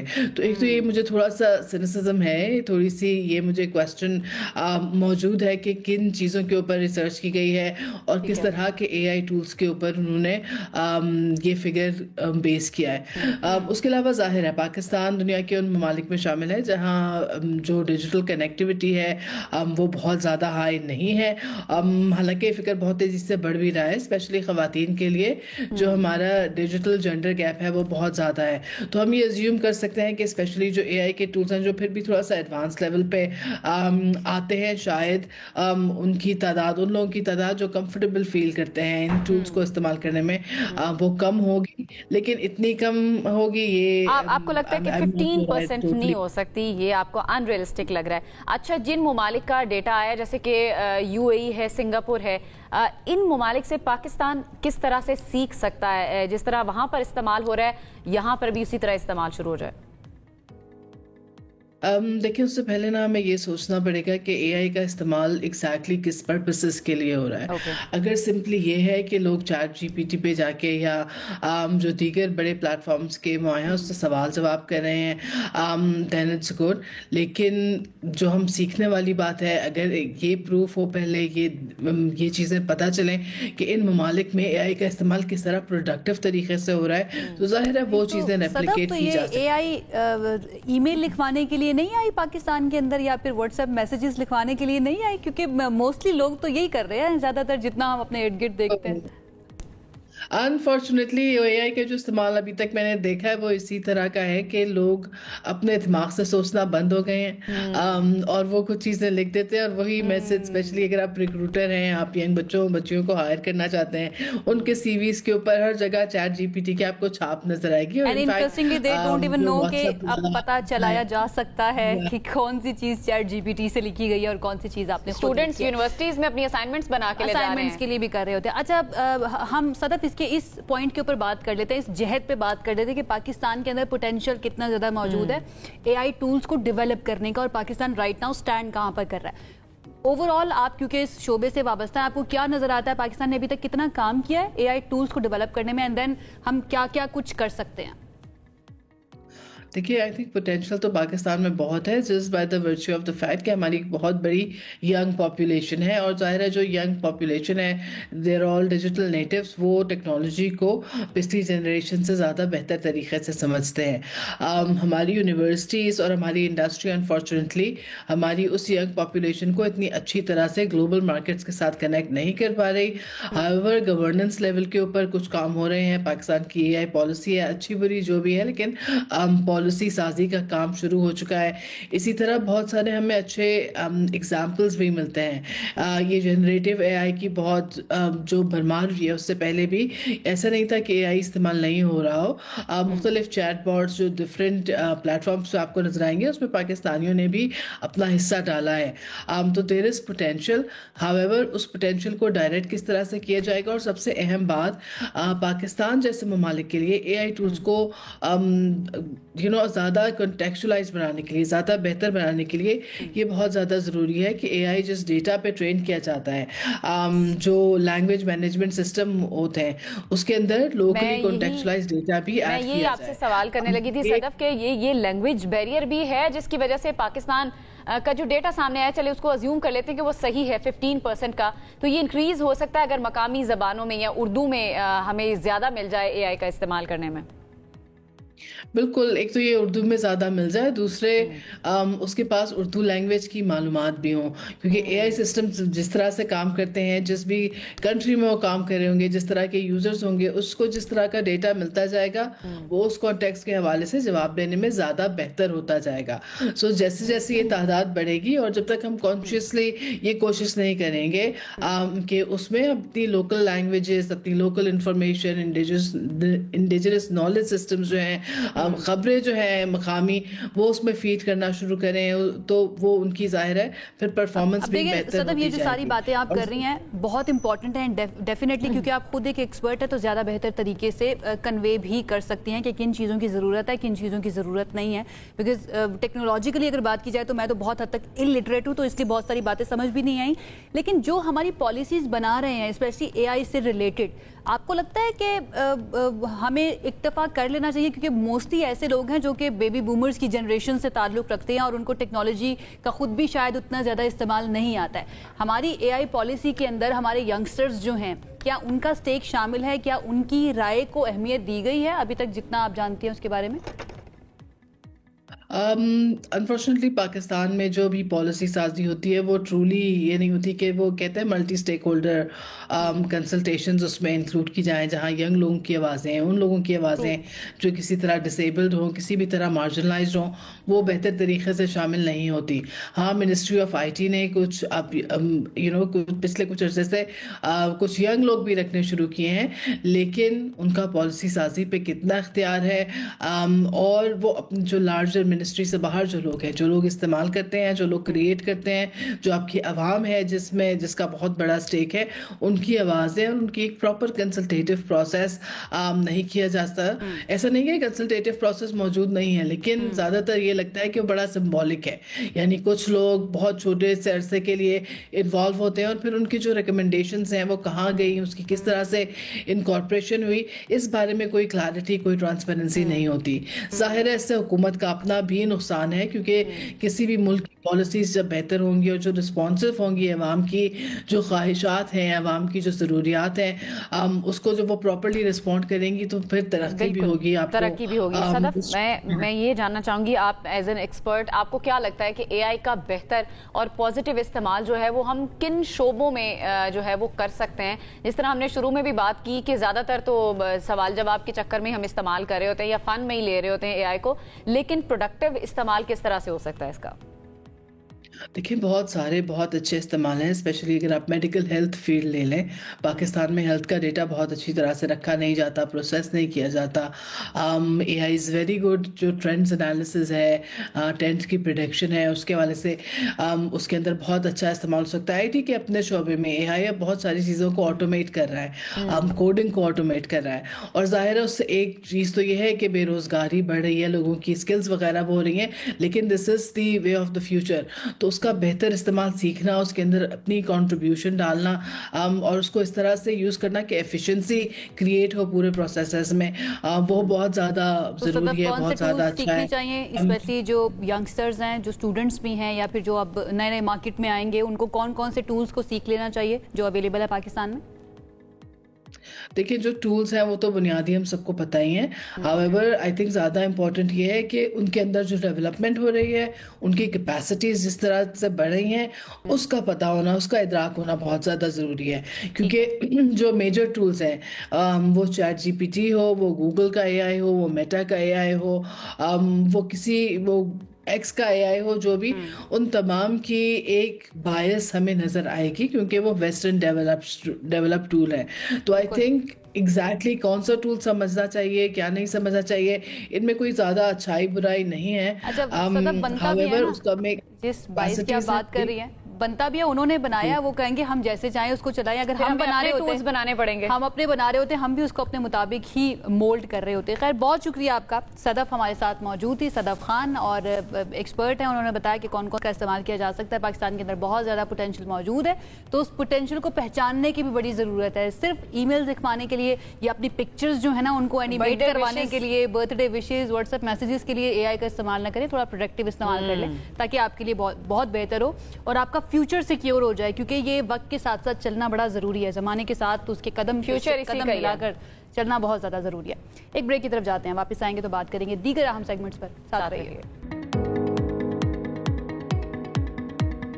ब्रेक के बाद आपको कहेंगे खुशामदीद। पाकिस्तान और अफगानिस्तान के दरमियान इस्तांबुल में मुज़ाकरात का तीसरा दौर जारी है। एक ऐसा अमल जिसका मकसद दोनों ममालिक के दरमियान सलामती, तिजारत और सरहदी ताउन को बेहतर बनाना है। ताहम पहले जो 2 अदवार हो चुके हैं उसी की तरह इस बार भी एतमाद का फुकदान मुज़ाकरात पे साया बन के हमें नज़र आ रहा है कि वो इसको प्रॉब्लम क्रिएट करता है या नहीं, ये तो अभी खैर देखना होगा। बहरहाल ये कहा जा रहा है कि मुज़ाकरात की कामयाबी में बड़ी रुकावट यह है कि अफगान तालिबान अब भी तहरीक तालिबान पाकिस्तान यानी TTP और दीगर दहशतगर्द ग्रुपों के खिलाफ कार्रवाई करने पर आमादा नहीं और तैयार नहीं है, और ना ही वो पाकिस्तान को इजाज़त दे रहे हैं कि वहाँ की सरजमीन पर जाकर पाकिस्तान उनके खिलाफ कार्रवाई कर सके। और पाकिस्तान का बहुत ही सिंपल 1 पॉइंट एजेंडा, खास तौर पर अगर टॉप की बात की जाए, वो ये है कि भाई अपनी सरजमीन जो है ना, यानी कि अफगानिस्तान की सरजमीन पाकिस्तान के खिलाफ इस्तेमाल ना हो ताकि अमन कायम रहे। इस सारी सिचुएशन पर बात कर लेते हैं और देन अगेन तवक्को क्या की जा रही है इस तीसरे दौर से, जो कि इस वक्त इस्तांबुल में जा रही है। हमारे साथ मौजूद हैं ब्रिगेडियर रिटायर्ड हारिस नवाज साहब, उनसे जानते हैं। ब्रिगेडियर साहब, थैंक यू सो मच देने के लिए। सबसे पहले आपकी क्या तवक्कुआत हैं, ये जो तीसरा दौर चल रहा है इस वक्त इस्तांबुल में? देखिए, मैं तो आई फील के 50-50 चांसेस हैं, क्योंकि इनको समझ नहीं आ रही है कि एक तो जब भी आप मुज़ाकरात करते हैं उससे पहले आप कोशिश करते हैं कि बेस्ट कंड्यूसिव वर्किंग एनवायरनमेंट्स हों। नंबर 2, आप कॉन्फिडेंस बिल्डिंग मेजर्स करते हैं। आपके सामने भी चमन में फायरिंग, बिलाश्तयाल इन्होंने फायरिंग की और उसके बाद पाकिस्तान फायरिंग की, तो ये फिर उस वक्त बिल्कुल मिन्नतें करने लगे कि हमें छोड़ देना, फायरिंग करें, हमारे से गलती हो गई। फिर एक पोस्ट छोड़ के भाग गए। तो what is the purpose? You spoil the conditions. Second ये कि ये एक पाकिस्तान ने हमेशा मौका दिया कि एक पीस को हम मौका दें। वी वांट कि अफगानिस्तान से हमारे बड़े अच्छे ताल्लुकात रहे, हमारे उनसे कल्चरल, रिलीजन, हम बॉर्डर एक है हमारे साथ। अफगान जो अवाम है उनके हमारे साथ बहुत रवाबत हैं, दोनों तरफ पश्तून हैं और उनके हमारे लोग पश्तून के उनके साथ इंटर मैरिजेस हैं, बहुत सारे ताल्लुकात भी हैं, हमने हर जगह पर इनकी मदद की है। बात यह है कि इनको समझ नहीं आती कि it is last chance, India के हाथ में ये खेल रहे हैं, इनको सिर्फ पैसा चाहिए। ये इलेजिटिमेट गवर्नमेंट है, 4 साल से इन्होंने दुनिया में किसी मुल्क के साथ सफारती ताल्लुकात कायम नहीं किए। इवन इंडिया जिससे ये कहते हैं हमारे बड़े अच्छे ताल्लुकात, उन्होंने इनको रिकॉग्नाइज नहीं किया। और इसके साथ ये ना पॉलिटिकल इंक्लूसिव गवर्नमेंट है यहाँ पर, ना एथनिक बैलेंस गवर्नमेंट है। ये सिर्फ जबरदस्ती का कब्जा किए हुए है और उसके बाद उनको अफगान अवाम कोई फिक्र नहीं है। लेकिन अभी ये मौका इसलिए हम मैं ये पूछना चाह रही हूँ, डेडलॉक फिर उसी पॉइंट पर है जो पाकिस्तान कह रहा है कि आप रिटर्न में दें कि आपकी सरजमीन पाकिस्तान के खिलाफ इस्तेमाल नहीं होगी, और वो रिटर्न में देना नहीं चाह रहे। उनकी क्या मौकफ है इस बारे में अफगान गवर्नमेंट का? देखें, पाकिस्तान का थ्रू आउट एक ही और बड़ी अच्छी बात है कि एक फर्म स्टांस रहे, एजेंडा रहे, 1 पॉइंट कि आप अपनी सरजमीन किसी टेररिस्ट ऑर्गेनाइजेशन को हमारे खिलाफ इस्तेमाल या हमारी क्रॉस बॉर्डर टेररिज्म नहीं होने देंगे। और दिस वी वांटेड कि हमें इन राइटिंग दे ताकि गारंटर्स को काउंटर साइन करें and then they are responsible. मानते भी हैं लेकिन साइन नहीं करते हैं, क्योंकि वहां से उनको काबिल सेक्शन आ जाती हैं। एक इनकी आइडियोलॉजी एक है बात यह है कि आपने जब कमिटमेंट की थी दोहा में अमेरिकन से कि आप जमीन इस्तेमाल नहीं करने देंगे, डोंट डू इट। हम इसके अलावा मेरी कोई डिमांड नहीं है।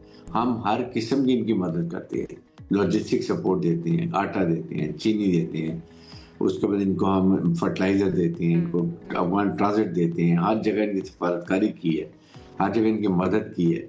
तो देश शुड एटलीस्ट रियलाइज के ये तो वैसे भी कहीं दुनिया में भी आप कोई अपनी सरजमीन इस्तेमाल नहीं करने देता दूसरी एरिया में जाके क्रॉस बॉर्डर। वजह क्या है इसकी साहब? इतनी नफरत क्यों जो है इनके दिलों में है पाकिस्तान के लिए या पाकिस्तानी अवाम के लिए? ये नहीं है, ये दे आर थैंकलेस पीपल। इनको पैसा चाहिए, ये लुटेरे हैं। ये जब अमेरिकन से वहां पर तो ये 50, 60, 70 किलोमीटर के एरिया में अपनी बांटे होते थे। वहां पर जो उन अमेरिकन कमांडर की कॉन्वाय गुजरते थे या उनके लोकल कमांडर का सामान गुजरते थे, उनसे बता लेते। अब इंडियन को हड्डी दे रहा है एंड दे आर ईटिंग, ये उसलिए लगे हुए। सेकंड ये कि इनको अगर ये हो जरा सी भी फिक्र कि अफगान अवाम की मिजरीज कितनी होगी। हम ये 10वां सोच रहे हैं कि अगर ये खुदा न खास्ता नाकाम हो जाते हैं तो Pakistan have all the capability and means. हमारे पास सर्जिकल स्ट्राइक भी हम कर सकते हैं, हम ड्रोन भी फायर कर सकते हैं। हमने पहले भी अभी इनको जब ये 4 लगे दिन उन्होंने की थी तो हमने उस वक्त कटकिया में एयर स्ट्राइक से सर्जिकल स्ट्राइक की थी। 60 से 70 फौजी मारे थे। गुल बहादुर के हमने इनके काफी कमांडर्स को भी मारा था। हमने इनके ट्रेनिंग कैंप भी तबाह किए थे, इनके एडमिनिस्ट्रेटिव कैंप भी तबाह किए थे। This is what we can do very conveniently. और ये फिर ब्रिगेडियर साहब वो तो जानते हैं कि पाकिस्तान क्या कर सकता है। हमने इंडिया के साथ क्या किया है जब उन्होंने हमारे साथ छेड़छाड़ किया, वो भी उन्होंने देखा है। फिर अफगानिस्तान की गवर्नमेंट को बड़ी अच्छी तरह पता है हमारी ताकत का, लेकिन उसके बावजूद भी ये नॉन सीरियस बिहेवियर, इसको कहेंगे वो सीरियस नहीं ले रहे। फिर पाकिस्तान की तरफ से बड़ा स्ट्रॉन्ग स्टांस भी है, बड़े सख्त बयानात भी सामने आए वुज़रा की तरफ से। उन्होंने कहा कि गारों की तरफ हम दोबारा धकेलने की ताकत रखते हैं आपको, और भी बड़े सख्त जो हैं वो स्टेटमेंट सामने आए थे। तो संजीदगी क्यों नजर नहीं आ रही फिर उनके रवैये में? संजीदगी इसलिए नजर नहीं आ रही कि इनको सिर्फ भारत को इनको प्रॉक्सी यूज कर रहे हैं, इनको पैसा दे रहे हैं, इनको लालच दे रहे हैं और इनको सिर्फ पैसा चाहिए। इनको कोई और गर्ज नहीं है, ना इसमें इस्लामिक इक़्तिदार की फिक्र है, ना ये मुझे बताइए कि ये इतने इस्लाम के ठेकेदार बनते हैं, ये काफरों से जाके मिल रहे हैं जो इंडिया में मुसलमानों का क्या हाल करेंगे, कश्मीरियों का क्या हाल करें। They have no common sense. ये सिर्फ जानते हैं हिट एंड रन, आओ रेड करो भाग जाओ, एम्बुश करो भाग जाओ। ना इनके पास आर्मी है, ना इनके पास कोई और वेपन इक्विपमेंट है। इनको समझ नहीं आ रही। इनको मेरे ख्याल में ये समझ रहे हैं कि जैसे इन्होंने रशिया को भगा दिया, अमेरिका को भगा दिया, पाकिस्तान को, लेकिन पाकिस्तान एक अपनी बाउंड्रीज के अंदर है। हमने सिर्फ एयर स्ट्राइक करनी है या हमने ड्रोन मारने हैं, इनको समझ आ जाएगी। और इंडिया अच्छा ब्रिगेडियर साहब, मेरा अगला सवाल थोड़ा सा स्ट्रेटेजिक पॉइंट ऑफ व्यू से है, क्योंकि जब इस तरह की सिचुएशन होती है तो बहुत सी एप्रीहेंशंस होती हैं, बहुत सारे अंदेशे जाहिर किए जा रहे होते हैं। कहीं ऐसा तो नहीं कि एक तरफ इन्होंने मसरूफ करके रखा हुआ है? वैसे तो हमें कोई भी इस तरह का खदशा नहीं है अल्हम्दुलिल्लाह, हमें पूरा यकीन है अपनी पाक अफवाज के ऊपर। एक तरफ इन्होंने मुज़ाकरात के अंदर हमें मसरूफ करके रखा हुआ है मगरबी सरहद पर, दूसरी तरफ एक ये भी DGISPI की तरफ से खदशा आया था कि समुद्री हदूद जो है वहाँ से भी इंडिया कोशिश कर सकता है अटैक करने की, बट वी आर रेडी। आपकी क्या राय है इसके ऊपर? देखिए, मैं जिस एरिया में ये अभी समुद्री एक्सरसाइज कर रहे हैं ना, यहाँ पर मैं ब्रिगेड कमांडर रहा हूँ और ये रन ऑफ कच्छ का एरिया और ये इधर इंडिया का गुजरात और भोज का एरिया लगता है। ये बुरी कोशिश कर रहे हैं, वहां पर त्रिशूल एक्सरसाइज कर रहे हैं, नेवल एक्सरसाइज कर रहे हैं। इनको ये नहीं पता कि पाकिस्तान नेवी और पाकिस्तान मुसल्लह फौज ने पूरी तैयारी की, we have done all contingencies. और DGISPI ने बड़ी दफा कहा कि हम अगर इस दफा ये मिस एडवेंचर करेंगे तो हम इनका 60% इकोनॉमिक और मिलिट्री लॉस करेंगे। इनकी जितनी रिफाइनरीज हैं ईस्ट में कलकत्ता साइड पर हम सारी उड़ा देंगे। इनका 1-1 इंच एरिया इंडिया का हमारी मिसाइल रेंज के अंदर है। अभी तो हमने सिर्फ फतेह 1 फतेह 2 फायर किए थे। तो मेरे ख्याल में ये करेंगे और ये इसीलिए आपने देखा कि एक मछली को पकड़ा जहाज को, उसको कहा कि जाओ पाकिस्तान से नेवी की यूनिफॉर्म, बेसिक यूनिफॉर्म लाओ, यूनिफॉर्म बंदे हमारे पाकिस्तानी पकड़े हुए हैं, ये चार्ज उनको पहनाएंगे, शो करेंगे, मार के उनको ये दहशतगर्द आ रहे थे, इस पे फॉल्स फ्लैग ऑपरेशन ये स्टेट ड्रामा करेंगे। वो फ्लॉप हो गया। अभी भी ये कोशिश करते हैं कि शायद इधर से कुछ कर सकें। इन द एंड मैं चाहूंगी ब्रिगेडियर साहब आप बता दें कि अगर डायलॉग्स फ्लॉप हो जाते हैं, नहीं कामयाब होते, फिर पाकिस्तान के बाद पास जो है वो मुतबादिल प्लान क्या है, जरा जल्दी से अगर आप बता दें। पाकिस्तान का सिंपल वेरी क्लियर प्लान है. We are a hard state. We will go for surgical strikes. We will go for the drone strike. We will destroy their training camp, administrative and their commander. We have no doubt about it. We are told very loud and clear. बिल्कुल ऐसा ही है. And in the end सिर्फ ये कहूंगी कि we are not the warmongers, लेकिन हम ये अपना राइट रखते हैं कि अगर कोई अटैक करेगा तो अपने आप को डिफेंड कर सके. बहुत शुक्रिया. ब्रिगेडियर रिटायर्ड हारिस साहब हमारे साथ मौजूद थे. पाकिस्तान और अफगानिस्तान की सिचुएशन के बारे में ज़रा अपना एनालिसिस हमारे सामने रख रहे थे. दुआ और उम्मीद यही है कि ये मुज़ाकरात कामयाब हो जाए ताकि कोई जानी नुकसान जो है ना खुदा न खास्ता ना हो. लेकिन पाकिस्तान की बड़ी रीजनेबल और लॉजिकल डिमांड है कि भाई आपकी सरजमीन जो है हमारे मुल्क में दहशत गर्दी के लिए इस्तेमाल ना हो. इसके अंदर जो है मेरे ख्याल से कोई मसले वाली बात नहीं है. अच्छा, पाकिस्तान के अंदर जो कुछ इश्यूज हैं जो कि सीजनल भी होते हैं वो इन द एंड आपको बता देते हैं, क्योंकि आपको पता है कि डेंगी जो है, पता नहीं डेंगी क्यों मैंने बोला है, डेंगी जो है ना उसके बाद इस वक्त जारी हैं और मरीजों की तादाद में होता जा रहा है इजाफा. सिर्फ रावलपिंडी की बात की जाए तो 24 घंटे में 14 केसेस रिपोर्ट हुए हैं. इस्लामाबाद की सिचुएशन क्या है ये जान लेते हैं. हमारे साथ इस वक्त मौजूद है मोहम्मद ज़रीफ और उनसे जानते हैं कि क्या जो है ना हालत बताई जा रही है मरीजों की. ज़रीफ. बहुत शुक्रिया. देखिए, रावलपिंडी और इस्लामाबाद में जो है वो डेंगी के जो मरीज़ हैं वो अब तक सामने आ रहे हैं. अगर बात की जाए गुज़िश्ता 24 घंटों की तो गुज़िश्ता 24 घंटों में जो है वो रावलपिंडी में 14 डेंगी के जो पॉजिटिव मरीज़ हैं वो सामने आए हैं, जबकि इस्लामाबाद में भी पॉजिटिव मरीज़ों की जो तादाद है वो 10 है.